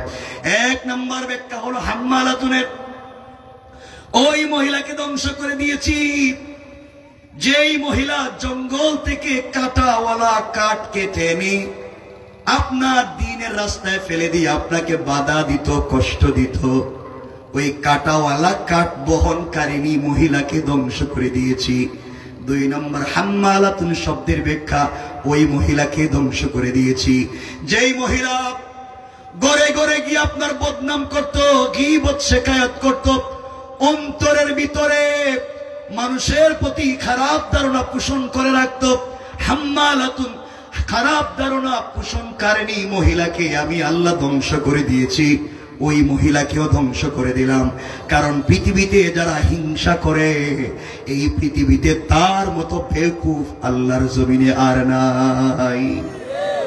মনে রাখবেন, হিংসুক মুশরিকের মতো, কামিসলি মুশরিক, হিংসুক মুশরিকের মতো। আল্লাহ বলছেন এই লাইলাতুল নিসফি মিন শাবান যে গেল সবাইরে মাফ করে দিবেন, ইল্লা লি মুশরিকিন আও মুশাহিন, মুশরিককে মাফ করবেন না, আর হিংসুক অন্তরে যারা বিদ্বেষ লালন করে এদেরকে মাফ করবেন না। কিন্তু হুজুরদের ভিতরে আজকাল কি হিংসা নাই? না, নাই নাই, আসেনি। খারাপ পাইলেন আমার কথায়? আপনারা খারাপ না, আমরাই তো খারাপের শেষ নেই। কথা কথা চলে আসতেছে, মাআল্লাহ সব না। দেখবেন এলাকায় যদি কেউ বড় হুজুর হয়ে যায়, কি হয়ে যায়? এলাকার কথা বলেন, এলাকার দেখবেন তিনি আর পাবলিকের সালাম দেন না। কথা বলেন নাকি? সালাম দেন না। আমি দিব কে? আমি বড় হুজুর, আমার সালাম দেন। বড় হুজুরের সালাম দিলে জবাব দেন না। ঠিক আছে, ঠিক আছে, ঠিক আছে। কি বড় হুজুরের সঙ্গে মুসাফা করতেছে, রাস্তাতে যাইতে হুজুর একটু মুসাফা, আমার ঠান্ডা লাগতেছে, হাত দিচ্ছে না। কিন্তু মুসাফার সময় বড় হুজুরের হাতে একটু হাদিয়া, একটু কি বলেন, একটু কি হাদিয়া? বুঝেননি? একটু হাদিয়া। আমার ছেলে আমেরিকার থেকে একটু হাদিয়া দিয়েছিল আপনার। Thank you, thank you, very good. আবার এসে আরো দিও। কথা বলেন, এখন সব ঠিক হয়ে গেছে। আগে কই ছিলেন আপনি? এগুলো সব বাদ দিতে হবে। আল্লাহ রাসূলের চরিত্র কেমন ছিল? আল্লাহ বলছে, লাকাদ কানা লাকুম ফি রাসূলিল্লাহি উসওয়াতুন হাসানাহ। আমার রাসূলকে কেউ পিছন দিক থেকে সালাম দিলে এইভাবে সালামের জবাব দিতেন না। হাদিসের ইবারত, রাসূল সিনা সহ ফিরে যেতেন। কেউ ডান দিকে রাসূলকে সালাম দিলে এইভাবে বসে সালামের জবাব দিতেন না, ডাইরেক্ট ডান দিকে ফিরে যেতেন, অর্থাৎ রাসূল নিজেই ফিরে যেতেন। আল্লাহু আকবার। কেমন হয়ে গেল আমার শিকার। আমার বন্ধুগণ, যে কথা বলতে চাইলাম, উম্মে জামিলের বিরুদ্ধে আয়াত নাযিল হলো। এখানে মূল পয়েন্ট যেটা বলতে চাই, দেখেন, উম্মে জামিল রাসূলের চাচী, রাসূলের কি? আবু লাহাবের স্ত্রী হইলে রাসূলের কি হয়? আরেকটা পরিচয়, রাসূলের বিআইন। বিআইন কি তা বুঝেন না? বিআইন বুঝেন? রাসূলের 2 মেয়ে যায়েনব এবং রুকাইয়াকে নবুয়তের আগে আবু লাহাবের 2 ছেলে উতবা এবং উতাইবার কাছে বিয়ে দিয়েছিলেন। এই জন্য আবু লাহাব একদিকে রাসূলের চাচা, অপরদিকে বিআই। উম্মে জামিল রাসূলের চাচী, অপরদিকে বিআই। চিন্তা করছেন নি? আমার বন্ধুগণ, আয়াত নাযিল হয়ে যাওয়ার পরে আবু লাহাব যখন জানিয়ে দিল, উম্মে জামিল তার 2টা সন্তান ডাক দিয়ে বলছে, উতবা এবং উতাইবাকে শোনো, তোমাদের শ্বশুরের কাছে তোমার আর আমার বাবা, তোমার আর তোমার বাবার বিরুদ্ধে, তোমার বাবার বিরুদ্ধে আর তোমার মায়ের বিরুদ্ধে আয়াত নাযিল হইছে। সুতরাং এই মুহূর্তে তোমরা 2 ভাই যাও, তার মুখে থুতু নিক্ষেপ করে তার 2টা মেয়েকে তালাক দিবা। নাউজুবিল্লাহ বলেন। বন্ধুগণ, সেটা বেইজ্জতির কথা, রাসূলকে তাই করল। আল্লাহর রাসূল সাল্লাল্লাহু আলাইহি ওয়াসাল্লামের মুখের সামনে গিয়ে 2টা মেয়েকে তারা তালাক দিয়ে আসলো। হাতের মধ্যে উম্মে জামিল অনেকগুলা পাথর নিয়ে, কাঁধের মধ্যে একটা পাথরের ব্যাগ নিয়েছে। আল্লামা আশরাফ আলী থানভী বয়ানুল কোরআনে লিখেন, 2টা ব্যাগ নিয়েছে পাথরের। উম্মে জামিল আমার নবীকে মেরে ফেলবে, এই জন্য পাথর নিয়ে যায়। আল্লাহর রাসূল সাল্লাল্লাহু আলাইহি ওয়াসাল্লাম সিদ্দিক আকবরকে সঙ্গে নিলেন, হাতিমে কাবায় শুয়ে পড়লেন। সিদ্দিক আকবর বসা, আমার রাসূল সিদ্দিক আকবরের রানের উপরে মাথা রেখে শুয়ে আছেন। আল্লাহর রাসূলের চেহারা মুবারকের দিকে সিদ্দিক আকবর তাকায় আর মনে মনে চিন্তা করে, হারে এই মানুষটা আমার রানের উপরে শুয়ে আছে, পৃথিবীর সব থেকে দামি মানুষ। আয় আল্লাহ, 1000 বৎসর যদি এভাবে চলে যায়, আমি যদি রসুল পাকের পবিত্র চেহারা মুবারকের দিকে তাকাইয়া থাকি, আমার মন বলছে আমার পেটে কোনোদিন খিদে লাগবে না। সিদ্দিক আকবর দেখেন, কিছুক্ষণ পরে একজন মহিলা আসতেছে, হাতের মধ্যে পাথর নিয়ে রসুল পাককে হয়তো মেরে ফেলবে। ডাক দিয়ে বলছেন, ইয়া রাসূলুল্লাহি, ইয়া হাবিবাল্লাহ, একজন মহিলা নিশ্চয় আপনাকে মারবার জন্য আসতেছে, আপনি আমাকে বলেন, আমি দাঁড়িয়ে যাই, সে আপনার কাছে আসার আগে আমি তাকে হত্যা করি অথবা বের করে দেই। আল্লাহ রসুল বললেন, না না, তাকে আসতে দাও। আল্লাহ আমাকে জানিয়ে দিয়েছেন, পুরা দুনিয়া যদি আমার বিরুদ্ধে চলে যায়, আমি যদি একাই মাজলুম হয়ে যাই, আমি যখন আল্লাহর কোরআন থেকে তেলাওয়াত করি, আল্লাহ তাআলা বলেছেন আমি যখন কোরআন থেকে তেলাওয়াত করব, সকল জালিম থেকে হেফাজতের জিম্মাদার স্বয়ং আমার আল্লাহ। আল্লাহু আকবার পড়েন। আস্তে আস্তে উম্মে জামিল রাসূলের কাছাকাছি চলে আসলো। সিদ্দিক আকবর বলছেন, ইয়া রাসূলুল্লাহ, যে মহিলা আপনাকে মারবার জন্য আসতেছে আপনার চাচি এবং বিয়াই, এর চাইতে লাঞ্ছনার অপমানের কিছু হতে পারে না, আপনি বলেন আমি প্রতিবাদ করি। আল্লাহ রসুল বললেন না। এই বলে কোরআন থেকে তেলাওয়াত করতে লাগলেন। আল্লাহ রসুল তেলাওয়াত শুরু করে দিলেন। উম্মে জামিল রসুলের পাকের সিনা মুবারকের সামনে দাঁড়িয়ে গেল। সিনা মুবারকের সামনে দাঁড়ায়া আবু বকরকে ডাক দিয়া বলছে, আবু বকর, তুমি বলো তো এখানে একা একা বসে বসে কি করো? তোমার বন্ধু মুহাম্মদ ইবনে আব্দুল্লাহ কোথায়? পুরা মক্কা খুঁজতেছি, তারে পাই না, সে কোথায় গেল? তুমি এখানে বসা কেন? সিদ্দিক আকবর বলেন, বলে কি, আমি দেখি আমার রানের উপরে রসুল শুয়ে আছেন, দুইটা চোখ দিয়া দেখি, কান দিয়া তেলাওয়াত শুনি। উম্মে জামিল রসুলের সিনার সামনে দাঁড়াইয়া দেখে না, নিশ্চয় আল্লাহ পাকের সব থেকে বড়, রসুলের পাকের জন্য বড় মুআজিজা। আল্লাহু আকবার। ব্যাপার কি? তিনি বললেন, শোনো, তোমার বাতিজা, তোমার বিয়াই, তুমি খুঁজে দেখো কোথায় আছে, আমি কি জানি। উম্মে জামিল খুঁজতে লাগলো, পুরা কাবাঘর খুঁজে কোথাও না পেয়ে আবার রাসূল পাকের সামনে দাঁড়ায়া বলছি, আবু বকর, খুঁজলাম পাইলাম না, তারে জানাইয়া দিও আমি ওয়াদা করেছি, শপথ করেছি সৃষ্টিকর্তার নামে, কাবার ঘরের ভিতরে গিয়া আমি শপথ করেছি তাকে না মারা পর্যন্ত খাবার মুখে দিব না। সিদ্দিক আকবর মনে মনে বলে, তুই মারবি, রসুল তো চৌকেও দেখিস না। কথা বলিস না কেন? কথা বলেন, জুড়ে বলে, ঠিক না? রসুল সামনে এটাই দেখতেছিস না, মারবি কেমনে? বাঁচাইছেন কে? কিসের মাধ্যমে? না তাবিজ দিয়া? দিয়ে দিন 500 টাকা দিয়ে তাবিজ। তাবিজের তো অভাব নেই। হুজুরের কাছে গিয়া কো, হুজুর, আমার তো বল্টুর মেয়ের সাথে প্রেম ছিল, কিন্তু ওর মা বাপ রাজি না, মেয়েটা রাজি, এমন একটা তাবিজ দেন, সব রাজি হয়ে যায়। লিখে দিতেছে তাবিজ, ওই একটা বালিশের ভিতরে, একটা কম্বলের ভিতরে, আরেকটা আগুনের ভিতরে, আরেকটা কই দিব, যে লেখছে তার কপালে ঠাডা পড়ানো, ওটা লিখতে কইছে কেন? দিয়ে দিছে, এটা লিখে কয় শুধু এখন তো ওই মেয়ে পাগল হইব তা না, তার মা বাবা পাগল হয়ে যাবে, হেরাওয়াই চলে। চিন্তা করছেন? আল্লাহ রাসূল সাল্লাল্লাহু আলাইহি ওয়াসাল্লাম কোরআন থেকে তেলাওয়াত করলেন, উম্মে জামিল চলে গেল। সিদ্দিক আকবর উঠে গেলেন, আল্লাহ রসুলকে জড়িয়ে ধরলেন, চোখের পানি ছেড়ে দিলেন। ইয়া রাসূলুল্লাহ, জানতে চাই, উম্মে জামিল আপনার সামনে দাঁড়িয়ে আমাকে দেখে আপনাকে দেখে না, ব্যাপার কি? আপনি যদি একটু বলতেন, কেন দেখলো না? আল্লাহর রাসূল মুস্কি হাসি দিয়ে বলছেন, সিদ্দিক আকবর, শোনো, আল্লাহ আমাকে বলেছেন, কোন অমুসলিম, কোন কাফের যদি আমাকে মারবার জন্য আসে, আমি যদি মাজলুম হয়ে যাই, ওই সময়ের জন্য আমি কোরআন থেকে তেলাওয়াত করি। আল্লাহ বলেছেন, হিজাবাম মাসতুরা, আকাশ থেকে একটা গোপন পর্দা পাঠাইয়া ওই কাফের আর আমার মধ্যখানে আমার আল্লাহ পার্টিশন সৃষ্টি করে দেয়। পড়েন সুবহানাল্লাহ, আল্লাহু আকবার। আমাদের টেনশন আসেনি? আমাদের সাথে কোরআন আছে না নাই? জোরে বলেন, আছে না নাই? কষ্ট হচ্ছে আপনাদের? কষ্ট হইলে কইয়েন।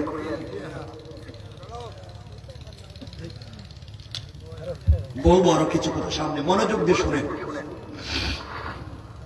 আমার বন্ধুগণ, কথাগুলো দিল দিয়ে শুনো কি বলতে চাই। তাহলে এতক্ষণে বুঝাতে পারলাম কোরআন সঙ্গে থাকলে আমাদের কোনো বিপদ নাই। এবার আপনাদেরকে সরাসরি দেখাবো যে আল্লাহ রসুলকে পুরো পৃথিবীর মানুষ কাফেরেরা ঘিরে ফেলেছে, বাঁচবার কোনো পথ নাই, চতুর্দিক থেকে তীর আর নেজা। আল্লাহ রসুল তিলাওয়াত করলেন, আল্লাহ তাআলা তাকে বাঁচাইয়া দিয়েছে। 1 মিনিট বোঝাবো। আল্লাহ রসুল যেদিন হিজরত করে মক্কা থেকে মদিনায় যাবেন, আমরা ঘটনা বলবো না। আল্লাহ রসুল গভীর রজনীতে শুয়ে আছেন, জিবরিল আমিন হাজির হয়ে সালাম দিয়ে বলছেন, ইয়া রাসূলুল্লাহ, ইয়া হাবিবাল্লাহ, পয়গম্বরে আরবি, আপনি উঠে যান, আপনি রেডি হয়ে যান, আপনাকে ইয়াসরিবের দিকে, খেজুর বাগানের দিকে, মদিনার দিকে হিজরত করবার নির্দেশ দিয়েছেন স্বয়ং আল্লাহ তাআলা। আমার রাসূল উঠে গেলেন, 2 রাকাত সালাত পড়লেন। কথাটা আবার মনে রাখবেন, রাসূল কি করছেন? আলোচনার শেষে এই কথাটা নিয়ে আসবো। আর আমার রাসূলকে জিবরিল আমিন জানিয়ে দিয়েছেন, ইয়া রাসূলুল্লাহ, আল্লাহ আপনাকে একটা তাসবিহ পড়তে বলছেন। জিবরাইল কি তাসবিহ পড়বো? আল্লাহ বলছেন জবানে শুধু আপনি পড়েন, আস্তাগফিরুল্লাহ, আস্তাগফিরুল্লাহ, আস্তাগফিরুল্লাহ। ওই একটা শব্দ পড়বেন, কোরআন থেকে তিলাওয়াত করবেন, আপনার কাজ। আল্লাহ রাসূল উঠে গেলেন। কথাটা মনোযোগ দিয়ে শুনেন, হয়তো আপনার আমার জিন্দেগির কাজে লেগে যাবে। আল্লাহ রাসূল 2 রাকাত সালাত পড়ে ঘর থেকে বের হয়ে যাবেন, হঠাৎ করে তার কানের মধ্যে একটা আওয়াজ বাড়ি খাইলো। আওয়াজ হলো, ঘরের চতুর্দিকে কাফেররা বেষ্টন করে রেখে দিয়েছে তাকে মেরে ফেলবার জন্য। আল্লাহকে ডাক দিয়া বলছেন, আল্লাহ তাআলা, আমি খালি হাতে ঘর থেকে বের হব, আমার ঘরের চতুর্দিকে কাফেররা তীর নিয়া, নেজা নিয়া, বল্লম নিয়ে দাঁড়িয়ে আছে, দরজা খুললে মেরে ফেলবে। আপনি কি আমাকে মারাইয়া ফেলবার জন্য ঘর থেকে বের হতে বলছেন? আল্লাহ বলছেন, বন্ধু আমার, তোমার কাজ হলো হাসবি আল্লাহ, আল্লাহ আমার জন্য যথেষ্ট। আমার উপরে ভরসা করে কোরআন থেকে তিলাওয়াত করে আস্তাগফিরুল্লাহ শব্দের জিকির করে ঘর থেকে বের হয়ে যাওয়া। আর সকল কাফেরদের থেকে হেফাজতের জিম্মাদার স্বয়ং আমি আল্লাহ। আল্লাহু আকবার। আল্লাহ রাসূল ঘরের দরজার কাছে গেলেন, দরজা খুলে ফেলবেন। আবার ডাক দিয়া বলছেন, আল্লাহ তাআলা, নিশ্চয় আপনি আমাকে বাঁচাবেন, এতে সন্দেহ নাই। ওয়ালাকিন লিয়াতমাইন্না কলবি, কিন্তু অন্তরে যে প্রশান্তি পাই না। আল্লাহ, আত্মরক্ষা করবার জন্য যদি কোনো জিনিসের ব্যবস্থা করে দিতেন, তাহলে আমার উম্মতেরা ওখান থেকে শিক্ষা নিত, কখনো জালিমের সামনে খালি হাতে যাওয়ার প্রয়োজন নাই, কিছু না কিছু হলেও আত্মরক্ষা করার জন্য নিয়ে যাওয়া দরকার। আল্লাহ বলেন, বন্ধু, তাই যদি চিন্তা করো, পুরা দুনিয়ার কাফের তোমার দরজার সামনে দাঁড়িয়ে আছে, আর তুমি আত্মরক্ষা করবার জন্য কি নিবা? হাতের মধ্যে কিছু খঙ্কর নেও, হাতের মধ্যে কিছু বালি নেও, অথবা হাতের মধ্যে কিছু পাথর নেও। কোরআন থেকে তেলাওয়াত করে সূরা আল বাকারা শেষ 2টা আয়াত তেলাওয়াত করেন, ওখানে কিছু একটা ফু দেন, আর আস্তাগফিরুল্লাহ পড়েন। ওগুলা পড়ে পড়ে দরজা খুলে বের হয়ে যান, সামনের দিকে কঙ্কর গুলা নিক্ষেপ করবেন, আর চতুর্দিকের কাফেরদের চুকে চুকে পৌঁছে দেওয়ার জিম্মাদার আমি আল্লাহ। আল্লাহ রাসূল বলছেন, আল্লাহ কি বললেন? আমি দরজা খুলে যদি কঙ্কর গুলা সামনে মারি, ডাইনে বামে পিছনে কাফেররা তো চতুর্দিকে, আমি সামনে মারতে পারবো, একসাথে তো চতুর্দিকে দিতে পারবো না, অন্যদিকের কাফেররা তো আমাকে মেরে ফেলবে। আল্লাহ বলছেন, বন্ধুরে, তোমার কাজ হলো শুধুমাত্র সামনের দিকে নিক্ষেপ করা, আর চতুর্দিকের কাফেরদের চুকে চুকে পৌঁছে দেওয়ার জিম্মাদার স্বয়ং আমি আল্লাহ। আল্লাহু আকবার, জোরে বলেন। দেখতেছেন আল্লাহ কেমনে বাঁচায়। আল্লাহ রাসূল দরজা খুললেন, কঙ্কর গুলা সামনের দিকে শুধু মারলেন, এভাবে ছিটা দিলেন। তাকাইয়া দেখেন ডাইনে বামে পিছনে চতুর্দিকের কাফেররা চোখ রগড়াতে লাগলো, চোখ মুছতে লাগলো, সবার চোখে মুখে পড়ে গিয়েছে। আল্লাহ রাসূল মদিনায় পৌঁছে গেলেন। লম্বা ঘটনা, আর ঘটনার দিকে নিব না। মদিনায় পৌঁছে গেলেন, কেউ আল্লাহ রাসূলের পশম পরিমাণ ক্ষতি করতে পারলো না। একদিন আল্লাহ তাআলার কাছে সুযোগ বুঝে জিজ্ঞেস করলেন বন্ধুরে, আল্লাহ জিজ্ঞেস করছেন বন্ধু তুমি বলো না ওই দিন তুমি কেমনে আসলা, তোমার হাত তো খালি ছিল, চতুর্দিকের কাফেররা তোমাকে বেষ্টন করে দিল, শুধু সামনের দিকে নিক্ষেপ করলা, কেউ তোমাকে ধরতে পারলো না, কেমনে আসলে একটু বলো না। আল্লাহ রাসূল বলছেন আল্লাহ তাআলা আমি কি জানি, আপনি আমাকে বলছেন আস্তাগফিরুল্লাহ পড়তে, আপনি আমাকে বলছেন কোরআন থেকে তিলাওয়াত করতে, বালের মধ্যে ফুক দিয়ে সামনের দিকে নিক্ষেপ করলাম, চতুর্দিকের কাফেরদের চুকে চুকে কেমনে গেল আমি জানি না। আমার আল্লাহ জবাব দিলেন বন্ধু শোনো কেমনে গেল, ওয়ামা রামাইতা ইদ রামাইতা ওয়ালাকিন্নাল্লাহ রামা। আল্লাহ বলছেন বন্ধুরে তুমি যখন কঙ্কর গুলা নিক্ষেপ করতে গিয়েছো ওইটা তোমার হাত থাকে নাই, আমি আল্লাহর কুদরতের হাত হয়ে গিয়েছে, আর আমি আল্লাহ তাআলা আমার হাত দিয়া তোমার সকল জালেমদের চুকে চুকে পৌঁছে দিয়েছি। পড়েন সুবহানাল্লাহ, আল্লাহু আকবার। বাঁচিয়ে দিয়েছেন কে? শুধু কোরআন। এই জন্যই আজকের আলোচনা লিতুখরিজান নাস মিনাজ যুলুমাতি ইলান নূর। এই কোরআনই পারে একমাত্র অন্ধকার থেকে আলোর পথ দেখাতে, আর আমরা সে কোরআনকে ভুলে যাই, কোরআনকে মনে রাখতে পারি না। কোরআন থেকে আমরা অনেক দূর পর্যন্ত পৌঁছে গিয়েছি।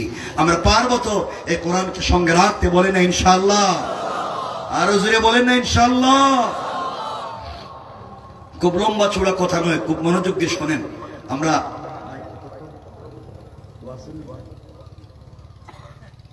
ঠিক আছে, জাযাকাল্লাহু খায়র। কষ্ট হচ্ছে আপনাদের? কষ্ট হচ্ছে? খুব মনোযোগ দিয়ে শুনেন।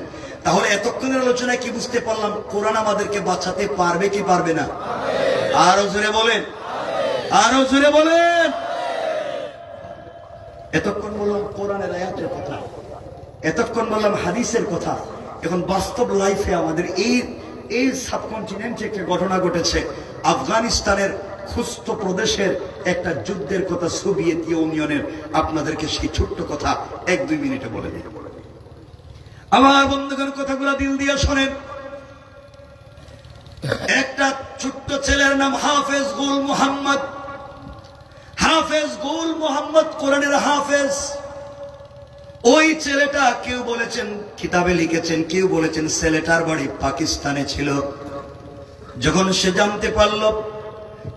সে জানতে পারলো আফগানিস্তানে বিভিন্ন জায়গায়, খুস্ত প্রদেশ এবং বিভিন্ন জায়গায় কাফের বেঈমানেরা মা বোনদের ইজ্জত নষ্ট করে দিচ্ছে, কোরআনকে জ্বালিয়ে ডাস্টবিনে ফেলে দিচ্ছে, আল্লাহর রাসূলকে গালি দিচ্ছে, আর সহ্য করতে পারে নাই।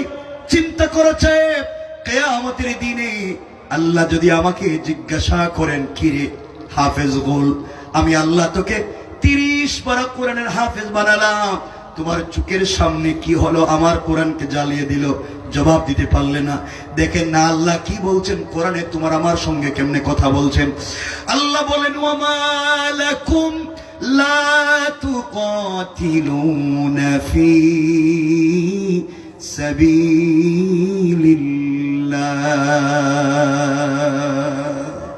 আল্লাহ বলেন কি হয়েছে তোমাদের? তোমরা কেন কিতাল করো না? তোমরা কেন যুদ্ধ করো না আল্লাহর রাস্তায়? কার পক্ষে কার বিপক্ষে? আল্লাহ বলেন ওয়াল মুস্তাদাফিনা মিনার রিজালি ওয়ান নিসাই ওয়াল উইলদান। যেই দেশের বৃদ্ধ বৃদ্ধা, যেই দেশের নারী পুরুষ, যেই দেশের ছোট্ট ছোট্ট বাচ্চারা নির্যাতনের শিকার হয়ে কোরআনের কথা পর্যন্ত যেই দেশে বলা যায় না, যেই দেশে তাকবীরের ধ্বনি দেওয়া যায় না, যেই দেশে পর্দা করে মা বোনেরা চলতে পারে না, যেই দেশে যুবকেরা ইউনিভার্সিটিতে দাঁড়িয়ে রেখে গেলে জঙ্গি বলে দেয়, যেই দেশের যুবকেরা টাকনোর উপরে প্যান্ট পরলে জঙ্গি সন্ত্রাসী ট্যাগ লাগিয়ে দেয়, তারা ডাক দিয়ে আল্লাহকে বলছে আল্লাযীনা ইয়াকুলুনা রব্বানা আখরিজনা মিন হাদিহিল কারয়াতিজ যালিমি আহলুহা। আয় আল্লাহ তাআলা, হে আমাদের রব আখরিজনা, আমাদেরকে বের করে নিয়ে আসেন মিন হাদিহিল কারিয়াতিজ যালিমি আহলুহা, যে এলাকার, যে শহরের, যেই দেশের সবগুলো মানুষ জালেম, যেখানে কোরআনের কথা বলা যায় না, কোরআন নিয়ে চলা যায় না, ওখান থেকে আমাদেরকে বের করে নিয়ে আসো। আর সহ্য হয় না, থাকতে পারি না। আয় আল্লাহ তাআলা, এরপরেও যদি রাখতে হয় তোমার কাছে দুইটা জিনিস চাইলাম, দুই জিনিস যদি আমাদেরকে দেও, তাহলে এই জালিমের রাষ্ট্রে মাজলুম হইয়া নয়, আমরা বিজয়ী থাকতে পারবো। এক নম্বর, ওয়াজআল লানা মিন লাদুনকা ওয়ালিয়া। আয় আল্লাহ তাআলা, আমাদের জন্য একজন লিডার পাঠাইয়া দাও, আমাদের জন্য একজন নেতা পাঠাইয়া দাও, আমাদের জন্য একজন রাহবার পাঠাইয়া দাও। ওই রাহবারের নেতৃত্বে আমরা জালেমের বিরুদ্ধে আন্দোলন করে তুলবো, তোমার জমিনে তোমার দিন কায়েম করব। আমাদের জন্য একজন লিডার পাঠাইয়া দাও। আয় আল্লাহ তাআলা, শুধু লিডার দিলে হবে না, কারণ রাসূলের পাককেও তুমি উহুদ বদরের যুদ্ধের লিডার বানিয়েছিলা, এরপরও তুমি সাহায্য দিয়েছো। আল্লাহ, আমাদেরকে লিডার দিলে হবে না, সাহায্যের প্রয়োজন। পরের শব্দে আল্লাহর কাছে তারা বলছে, ওয়াজআল লানা মিন লাদুনকা নাসীরা। আয় আল্লাহ তাআলা, লিডার দিলে হবে না, আমাদের জন্য তুমি সাহায্য পাঠাইয়া দাও। আল্লাহু আকবার। কোরআন কিভাবে কথা বলছে না, আল্লাহ জবাব দিচ্ছেন পরের আয়াতে, অর্থাৎ বাম পৃষ্ঠার প্রথম আয়াতে আল্লাহ জবাব দিলেন, শুনছি তোমাদের কথা, এবার শোনো। আল্লাযীনা আমানু ইউকাতিলুনা ফি সাবিলিল্লাহ। তোমরা চিন্তা করেছো কেউ তোমাদের সাহায্য করবে না? মনে রাখবা, যারা মুমিন, যারা সত্যিকার অর্থে ইমানদার হয়েছে, আমার পথে চলে, নিশ্চয় তোমাদেরকে তারা সাপোর্ট দিবে, সহযোগিতা করবে। আর যদি দেখো এর দাড়ি আছে, জুব্বা আছে, পাগড়ি আছে, পাঞ্জাবি আছে, এরপরও তোমাদের পক্ষে যুদ্ধ করে না, ওরা কারা? আল্লাহ বলেন, ওয়াল্লাযীনা কাফারু ইউকাতিলুনা ফি সাবিলিত তাগুত।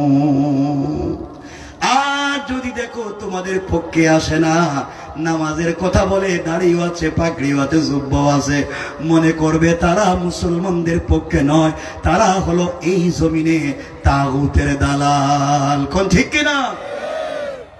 এবার মুসলমানরা বলছে, আল্লাহ তোমরা জানো কই? আল্লাহ জবাব দিচ্ছেন, শোনো। রাগ করে বলছেন আল্লাহ, ফাকাতিলু আউলিয়া শাইতান। ও মাসলুমেরা, তোমরা যুদ্ধ করো, প্রতিরোধ গড়ে তুলো আউলিয়া আর শয়তান, শয়তানের লিডারদের বিরুদ্ধে। আল্লাহ এখানে বলেন নাই ফাকাতিলু শয়তান, তোমরা যুদ্ধ করো হিন্দু, বৌদ্ধ, ইহুদি, খ্রিস্টান তাদের বিরুদ্ধে বলেন নাই, নাস্তিকের বিরুদ্ধে যুদ্ধ করে এটা বলেন নাই। আল্লাহ বলছেন তোমরা প্রতিরোধ করো আউলিয়া আর শয়তান, তাদের লিডারের বিরুদ্ধে। আল্লাহর কাছে মুসলমানটা বলছে, আল্লাহ আমরা তো ছোট মানুষ, এদের বিরুদ্ধেই পারি না, লিডারের বিরুদ্ধে কেমনে পারবো? আল্লাহ আশ্বস্ত করে পরের শব্দে বলছেন, শুনে রাখো, চিন্তা করো না, লিডারেরা যত ষড়যন্ত্র করুক, আল্লাহ বলছেন পরের শব্দে, ইন্না কাইদাশ শাইতানি কানা দাঈফা। কারণ কাফের বেঈমানেরা যত কুটো কৌশল করুক না কেন, সবগুলো আমি আল্লাহর কাছে মশা মাছির গড়ের চাইতে আরো বেশি দুর্বল। কোন সুবহানাল্লাহ। আমার বন্ধুগণ, যে কথা বলতে চাইলাম, লম্বা করতে চাই না, হাফেজ গোল মোহাম্মদ ডাক দিয়ে বলতেছে, আল্লাহর কাছে চিৎকার করে বলছে, আল্লাহ তাআলা কি করব? আমি তো ছোট্ট একটা হাফেজ, আমি যেতে চাই। এই বলে সে অবৈধভাবে দেশের ভিতরে ঢুকে গেল। দেশের ভিতরে ঢুকে যাওয়ার পরে সে ডান বাম চিনে না, রাস্তাঘাট চিনে না, কাফেরদের হাতে ধরা পড়ে গিয়েছে। ধরা পড়ে যাওয়ার পরে বুঝতে পেরেছে, গভীর রজনীতে হাত উঠাইয়া সারেন্ডার হয়ে গিয়েছে। তারা বলছে, সারেন্ডার হও। কে তুমি? হাফিজ গোল সারেন্ডার হয়ে গিয়েছে, ধরা পড়ে গেল। তারা ক্যাম্পের ভিতরে নিয়ে গেল, ডাক দিয়ে বলছে, কে তুমি? পরিচয় কি? আমি একজন মুসলমান, আমার পক্ষে রয়েছে আমার আল্লাহর 30 পারা কোরআন। আমি এই দেশে এসেছি সকল জালেমের বিরুদ্ধে যুদ্ধ করে মা বোনদের ইজ্জত আর কোরআনকে হেফাজতের জন্য। কোন সুবহানাল্লাহ। তারা ডাক দিয়া বলছে, তোমার নাম কি? আমার নাম গোল মোহাম্মদ। তুমি কি বুঝতে পেরেছো আমাদের হাতে বন্দী, কিছুক্ষণ পরে তোমাকে মেরে ফেলবো, আর তুমি নাকি বলছো তুমি বেঁচে যাবে, তুমি নাকি যুদ্ধ করবে? আফসোস। সবাই বসা, এমন সময় তাদের বড় বড় লিডারেরা, ক্যাপ্টেন জেনারেল বসা, ডাক দিয়া বলছে, গোল রে, তোর কাছে জানতে চাই, আমাদের অত্যাধুনিক মারণাস্ত্র আছে, এতদিন থেকে যুদ্ধ করি, তোদের বিরুদ্ধে জয়লাভ করতে পারি না, তোদের তো অস্ত্র নাই, ট্রেনিং নাই, তোমরা কেমনে মোকাবেলা করে? আমরা তো তোমাদের সঙ্গে পারি না। হাফেজ গোল মোহাম্মদ বুঝতে পেরেছে আর বাঁচবো না, মরে যাব। ডাক দিয়া বলছে, যেই অস্ত্রের কারণে তোমরা আমাদের সঙ্গে মোকাবেলা করে পারো না, সেই অত্যাধুনিক অস্ত্রটা আমার সাথে আছে। আল্লাহু আকবার বলেন না? এরা মনে করছে তাইলে ফ্যাকেটে বোমা আছে, মনে হুজুর তো দেখতেছি লম্বা জুব্বা, তো বোমা আছে, বোমা দেখলেই তো মনে হয়। এরা তো একবারে বোমার মেশিন যা আছে সব লাগাই রেখে দিছে বডিতে, কোন জায়গায় কি আছে কিচ্ছু নাই। খুঁজতে খুঁজতে দেখে পকেটে একটা লাকড়ির টুকরা। কে পাইছে? মানে মেসওয়াক। কি পাইছে? মেসওয়াক। এই তুই না বললে তোর কাছে এই আছে সেই আছে, এখন তো কিছুই পাইতেছি না। কিচ্ছু না। এটা কি? কইটা হাত দিছেন কেমনে? এটাই তো এই বোমা। আল্লাহু আকবার বলেন না? এরা মনে করছে হয়তো বানিয়ে রাখছে, ফালাইয়া দিছে। দূরে গিয়া তারা সব অস্ত্র নিয়ে রেডি, যদি এটা বোম ফুটে তো বাঁচত। চিন্তা করেন, এদের ভিতরে ইমান না থাকলে, খালিদ ইবনে ওলীদ যে বলতেন যাদের ভিতরে ইমান নেই এদেরকে মৃত মনে করি, দেখেন এর একটা লাকড়ির টুকরা মেসওয়াকরে কত ভয় পায়। কারণ যারে ভয় পায় তার ভিতরে আছে আল্লাহর ভয়। ঠিক কিনা বলেন? গোলকে সবাই বাঁধছে হাত পা, মেসওয়াকটারে দূরে ফালায় রাখছে। ওদের একবার উপর থেকে কমান্ডিং আসছে, এই যুবকটাকে মাইরে ফালাই না, এর কাছ থেকে তথ্য নেও কেমনে কেমনে তারা অস্ত্র বানায়। সবাই বলছে, শোনো গোল, তোমাকে আমরা ছেড়ে দেব, তুমি শুধু যদি তোমার যে অস্ত্র আছে বললা তোমার কাছে, এইটা দিয়ে যদি এই যে আমাদের 350টা ট্যাঙ্ক রাখা, একটা ট্যাঙ্ক ধ্বংস করতে পারো, তাহলে তোমার ছেড়ে দেব। ঠিক আছে, আমার একটু পানি দেন। পানি দিয়ে কি করবে? তো বোমা বানাবো। পানি দিয়ে আবার কি বোমা বানাইব? পানি দেন আর ওই লাকড়ির টুকরাটা দেন, দেখেন আপনারা কেমনে বানাই। এত আশ্চর্য, লাকড়ির টুকরা দিয়ে পানি দিয়ে কি এর বোমা বানাবো? ওরা সবাই দূরে দাঁড়িয়ে আছে, ওর হাতে পানি দিয়েছে। হাফেজ গোল মোহাম্মদ পানি নিয়ে মেসওয়াক করেছে, সুন্নত মোতাবেক মেসওয়াক করেছে, ওযু করেছে। এরা দেখলো, বললো বোমা বানাবে, এখন থেকে হাত পা ধোয়। ব্যাপার কি? হাত পা ধৌত করে মেসওয়াক মুখের মধ্যে মেসওয়াক করে 2 রাকাত সালাতে দাঁড়িয়ে গিয়েছে। কারণ আল্লাহ রাব্বুল ইজ্জত ওয়াল জালাল বলেছেন, ওয়াস্তাইনু বিস-সাবরি ওয়াস-সালাহ, ধৈর্য ধারণ করো, সাহায্য চাও সবরের মাধ্যমে, সালাতের মাধ্যমে। আর আমরা সালাতে গিয়া দোয়া করি না, নামাজের সালাম ফিরাইয়া দোয়া করি। পারলে এটা আল্লাহ ঘটনা কি? আল্লাহ বলছেন নামাজে দোয়া করো, ওয়াস্তাইনু বিস-সাবরি ওয়াস-সালাহ। তুমি নামাজে এসে চাও, এই নামাজের পরে চাও। যাক, এটা আরেক আলোচনা, ওদিকে যাই না। আমার বন্ধুগণ, হাফিজ গোল মোহাম্মদ সিজদায় পড়ে গিয়েছে, চিৎকার করে ডাক দিয়ে বলেছে, আল্লাহ, আমি হাফিজ গোল মোহাম্মদ, আমি একজন মুসলমান, আমার পক্ষে রয়েছে তোমার 30 পারা আল কোরআন। আয় আল্লাহ, আমি তো এই দেশে এসেছি শুধু মুসলিম মা বোনদের ইজ্জত হেফাজতের জন্য, তোমার কোরআনকে বিজয় করবার জন্য। আয় আল্লাহ, আমি ধরা পড়ে গিয়েছি, ওরা আমাকে মেরে ফেলবে, বাঁচবার কোনো পথ নাই, পদ্ধতি নাই, যে কোনো সময় মেরে ফেলতে পারে। আয় আল্লাহ, আমাকে যদি মেরে ফেলে আমারে যায় আসে না, আমাকে হত্যা করে যদি কুকুরকে খাইতে দে টুকরা টুকরা করে যায় আসে না। কিন্তু আমি তাদেরকে বলেছি তাদের একটা ট্যাঙ্ক ধ্বংস করব।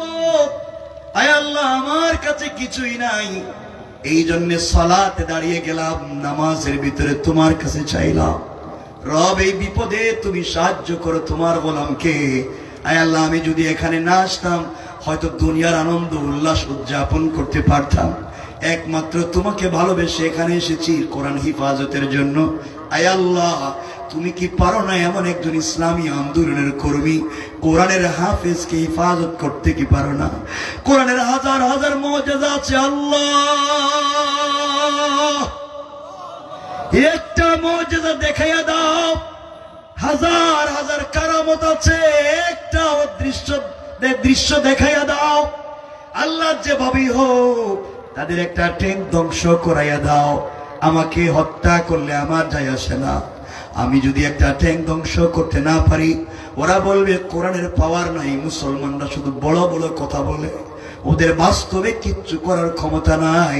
আয় আল্লাহ তাআলা, তুমি আমাকে একটু শক্তি দাও। এইভাবে নামাজ শেষ করে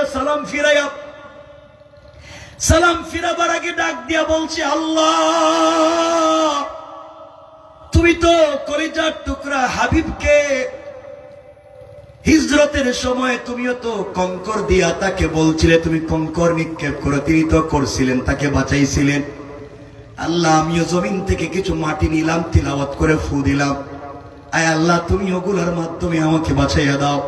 কসম রব্বে পাকের জাতির এই কথা বলে বিসমিল্লাহি আল্লাহু আকবার, লা ইলাহা ইল্লাল্লাহ মুহাম্মাদুর রাসূলুল্লাহ পড়ে বালির মধ্যে ফুঁক দিয়া বালিগুলো আল্লাহু আকবার বলে যখন নিক্ষেপ করেছে, নিক্ষেপ করতে দেরি হয়েছে। তাদের একটা নয়, দুইটা নয়, তিনটা নয়, 10টা নয়, 20টা নয়, একসাথে 350টা ট্যাঙ্কে আগুন ধরে যায়। আল্লাহু আকবার।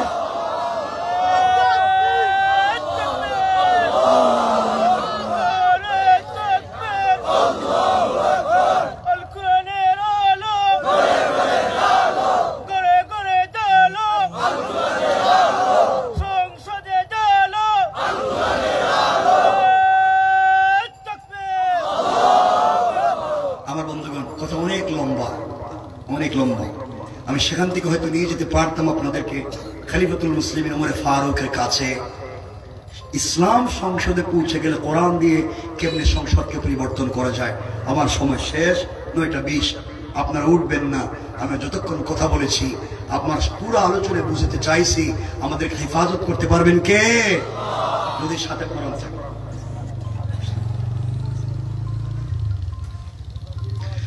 কথাগুলো দিল দিয়া শুনেন, সংক্ষেপ করে দিচ্ছে, মনোযোগ দিয়ে শুনে মুসলমান। এবারকার কথা পরিবর্তন নিয়ে আসবে আমাদের জিন্দেগিতে। কোরআন যদি সঙ্গে থাকে কেমনি আমরা বেঁচে যাব? আল্লাহর রাসূল সাল্লাল্লাহু আলাইহি ওয়াসাল্লাম দুনিয়ার জমিন থেকে বিদায় নিয়ে চলে গেলেন। সিদ্দিক আকবর খলিফা। কথাগুলো শুনেন কি বলতে চাই। সিদ্দিক আকবর মদিনা নামক রাষ্ট্রের খলিফা নতুন কয়েকদিন হয়েছে। আমার বন্ধুগণ, এমন সময় একদিন ফজরের সালাত পড়ে সকল বসেছেন। এই রাষ্ট্রের খলিফা হলেন সিদ্দিক আকবর, এই রাষ্ট্রের চিফ জাস্টিস প্রধান বিচারপতি হযরত ওমর, এই রাষ্ট্রের প্রধান উপদেষ্টা পরামর্শদাতা হযরত আলী, হযরত ওসমান, সকলেই মসজিদের ভিতরে বসা। এমন সময় ওসমান দাঁড়িয়ে গিয়েছেন। ডাক কথাগুলো দিল দিয়ে শোনো, কি বুঝাতে চাই। ডাক দিয়ে বলছেন, খলিফাতুল মুসলিমিন আবু বকর, আপনার কাছে জানতে চাই এই রাষ্ট্র আপনি কি দিয়ে চালান? সিদ্দিক আকবর বলছেন, কেন উসমান? এই রাষ্ট্র তো কোরআন দিয়ে চালাই। উসমান জানতে চাইলেন, বলো ও খলিফা, বলো সত্যি যদি রাষ্ট্র কোরআন দিয়ে চলে, আপনার কাছে আমি জানতে চাই, আপনার কাছ থেকে আমি জানতে চাই, যেই রাষ্ট্রে কোরআন আছে, যেই রাষ্ট্রের সংবিধান আল কোরআন, এই রাষ্ট্রের সকল নাগরিকের অধিকার কি? তাদের প্রাপ্য কি সমান নাকি ব্যবধান? সিদ্দিক আকবর দাঁড়িয়ে গেলেন, বলছেন, শোনো উসমান, যেই রাষ্ট্র কোরআন দিয়া চলে ওই রাষ্ট্রের নাগরিকের অধিকারের কথা তুমি বলছো। এই রাষ্ট্রে যদি একটা কুকুর না খেয়ে মারা যায়, একটা বিড়ালও বিনা চিকিৎসায় মারা যায়, আল্লাহর আদালতে আমাকে জবাবদিহি করা লাগবে। আল্লাহু আকবার। কোরআন কি করতে পারে সমাজকে? 1-2 মিনিট শুনেন মনোযোগ দিয়ে। আমার বন্ধুগণ, কথাগুলো দিল দিয়া শুনেন। উসমান ডাক দিয়ে বলছেন, খলিফা আবু বকর, জানতে চাই, এই মাত্র আসার পথে দেখে আসলাম একজন বিধবা বৃদ্ধা মহিলা, তার ঘরে 3 দিন গেল খাবার নাই, 4th দিন আজকে শুরু হয়ে গেল। মহিলার স্বামী নাই, মহিলার সন্তান নাই, মহিলা বৃদ্ধা, চোখে দেখে না, অন্ধ। 3-4 দিন হয়ে গেল তার ঘরে খাবার নাই। আপনি খলিফা কেন দিলেন না? আল্লাহর কাছে কি জবাব দিবেন কিয়ামতের দিনে? আপনি নাকি কোরআন দিয়ে রাষ্ট্র চালান, একজন বৃদ্ধ মহিলা তার খাবার পায় না। হযরত সিদ্দিক আকবর চোখের পানি ছেড়ে দিলেন, ডাক দিয়া বলছেন, উসমান রে, মাত্র কয়েকদিন হলো খলিফা হয়েছি, সবার কাছে খবর পৌঁছে দিতে পারি নাই, সবার ঘরে ঘরে যেতে পারলাম না, সবার কাছে যেতে পারলাম না। নিশ্চয় আমি যাবার চেষ্টা করব। আর আজকে থেকে ওই মহিলার বাড়িতে 3 বেলার খাবার বাইতুল মাল থেকে আমি দিয়ে দিলাম। উসমান বলছেন, কেমনে কি? আপনি খাবার দিলে হবে কি? মহিলা বৃদ্ধা, চোখে দেখে না, কে রান্না করে দিবে, কে তার ঘর মুছে দিবে, কে তার কাপড় ধুয়ে দিবে, কে তার খিদমত করবে? এমন লোকের দরকার। সিদ্দিক আকবর বলছেন, ভাই রে, আমার কাছে তো কোনো ফ্রি সার্ভিস দেওয়ার মতো খাদিম নাই যে আমি পাঠাবো, আর মহিলা পয়সা দিতে পারবে না, বাইতুল মাল থেকে আমি খরচ দিতে এই মুহূর্তে পারবো না। কে ওই মহিলার বাড়িতে ফ্রি খিদমত করবে? মহিলার বাড়িতে রান্না করে দিবে, ঘর মুছে দিবে, বাথরুম পরিষ্কার করে দিবে, মহিলাকে নিজের হাতে খাইয়ে দিবে। সকল মসজিদের ভিতরে, মদিনার মসজিদের ভিতরে 5 পত্র নীরবতা, কেউ দাঁড়ায় না। সিদ্দিক আকবর বলছেন, এমন কি কেউ দয়ালু কেউ আছো? ওই মহিলার বাড়িতে তুমি ফ্রি খাবার পৌঁছে দিবা, মহিলার বাড়িতে রান্না করে দিবে, এমন কি কেউ আছো? কেউ দাঁড়ায় না। এমন সময়ে, এমন অবস্থায় একজন লোক দাঁড়িয়ে গিয়েছেন, হযরত ওমর ফারুক রাদিয়াল্লাহু তাআলা আনহু। ওমর ফারুক দাঁড়িয়ে গেলেন, ডাক দিয়ে বলছেন, খলিফাতুল মুসলিমিন, আমিরুল মুমিনিন সিদ্দিক আকবর, আপনার কাছে আমি জানতে চাই, আপনার কাছে আমি বলতে চাই। মাশাআল্লাহ, মুহতারাম চলে এসেছে, কথা আর লম্বা করতে চাই না, শুধু 1-2 মিনিট শুনেন, কথা শেষ করে দেই, নজর খারাপ লাগবে আপনাদের। খুব মনোযোগ দিয়ে শুনেন, কষ্ট হচ্ছে? 1-2 মিনিট আমার বন্ধুগণ, কথাগুলো দিল দিয়ে শুনেন কি বলতে চাই। ওমর দাঁড়িয়ে গেলেন, ওমর বলছেন, সিদ্দিক আকবর, এই মহিলার বাড়িতে আমি নিজের কাজ করে দেব, রান্না করে দেব, ঘর মুছে দিব, মহিলার ঘরে খাবার পৌঁছে দিব। সিদ্দিক আকবর বলছেন, ওমর রে, আপনি রাষ্ট্রের প্রধান বিচারপতি, চিফ জাস্টিস, আপনি রাষ্ট্রের কাজ কখন করবেন? মহিলার বাড়িতে খাবার কখন পৌঁছে দেবেন? ওমর ডাক দিয়ে বলছেন, খলিফাতুল মুসলিমিন, আমি শুধুমাত্র কেবলমাত্র মহিলার বাড়িতে বাইতুল মাল, রাষ্ট্রীয় কাজ করে, আমি যখন অফিসে যাব, অফিসে যাওয়ার আগে মহিলার বাড়ির কাজ করে দেব, অফিস থেকে বাড়িতে যাওয়ার সময় মহিলার বাড়ির কাজ করে দেব। সিদ্দিক আকবর বলছেন, তাই যদি হয়, মনে রাখবা, আপনি যদি ঠিক মতো দায়িত্ব আদায় না করতে পারেন, স্বেচ্ছায় নিয়েছেন, 1 সপ্তাহ পরে আমার আদালতে আপনাকে জবাবদিহি করা লাগবে, আর কিয়ামতে আল্লাহর আদালতে রাসূল পাকের সামনে তোমাকে আসামি বানাইয়া দেব। আমার বন্ধুগণ, কথা এখানেই শেষ হয়ে যেতে পারত, কথাটা শুনেন। পরের দিন ফজরের সালাত পড়ে নাস্তা সেরে হযরত ওমর ফারুক মহিলার বাড়িতে কাজের জন্য চলে গেলেন। ঘরের দরজায় গিয়ে নক করে সালাম দিয়ে বলছেন, আম্মা জান, আমি রাষ্ট্রের পক্ষ থেকে নির্ধারিত খাদেম, আপনি বলেন কি করে দেওয়া লাগবে? রান্না করে দেওয়া লাগবে কি? ঘর মুছে দেওয়া লাগবে কি? ঘরের ভিতর থেকে আওয়াজ এসেছে, যুবককে, তোমাকে চিনি না, তুমি আসার প্রায় 3 ঘন্টা আগে আর একজন যুবক এসে আমার ঘরের সবগুলা কাজ করে দিয়ে চলে গিয়েছে। আমার আশ্চর্য হয়ে গেলেন, মাথা গরম মানুষ, দায়িত্ব আমার, না ঘুমাইয়া কাজ করতে আসছি, আমার কাজ কে করে দিয়ে যায়? পরের দিন সিদ্ধান্ত নিয়েছেন, ফজরের সালাত পরে নাস্তা না করে চলে যাবেন। দ্বিতীয় দিন সংক্ষেপ কথা চলে আসলেন, দরজায় নক করে, মসজিদ থেকে সালাম ফিরিয়ে দরজায় নক করে এসে বলছেন, আম্মা জান, বলেন তো আপনার ঘরে কি করতে পারি, বলেন কি করা লাগবে? ঘরের ভিতর থেকে মহিলা জবাব দিচ্ছেন, বাবা রে, আজও তুমি আসার প্রায় 2 ঘন্টা আগে আরেকজন যুবক এসে আমার ঘরের সবগুলা কাজ করে দিয়া, আমার কাপড়গুলা ধুইয়ে দিয়া, আমার ঘরটাকে ঝাড়ু দিয়া চলে গিয়েছে। ওমর কান্নায় ভেঙে পড়লেন। সংক্ষেপ কথা, তৃতীয় দিন ফজরের সালাতের আগে তাহাজ্জুদের সালাত পড়ে বের হয়েছেন। দেখি তো কে কাজ করে যায়, আজ আমি আগে আগে চলে যাই। তৃতীয় দিন দরজায় নক করে বলছেন, আম্মা জান বলেন তো কি করে দেওয়া লাগবে, রান্না লাগবে কি?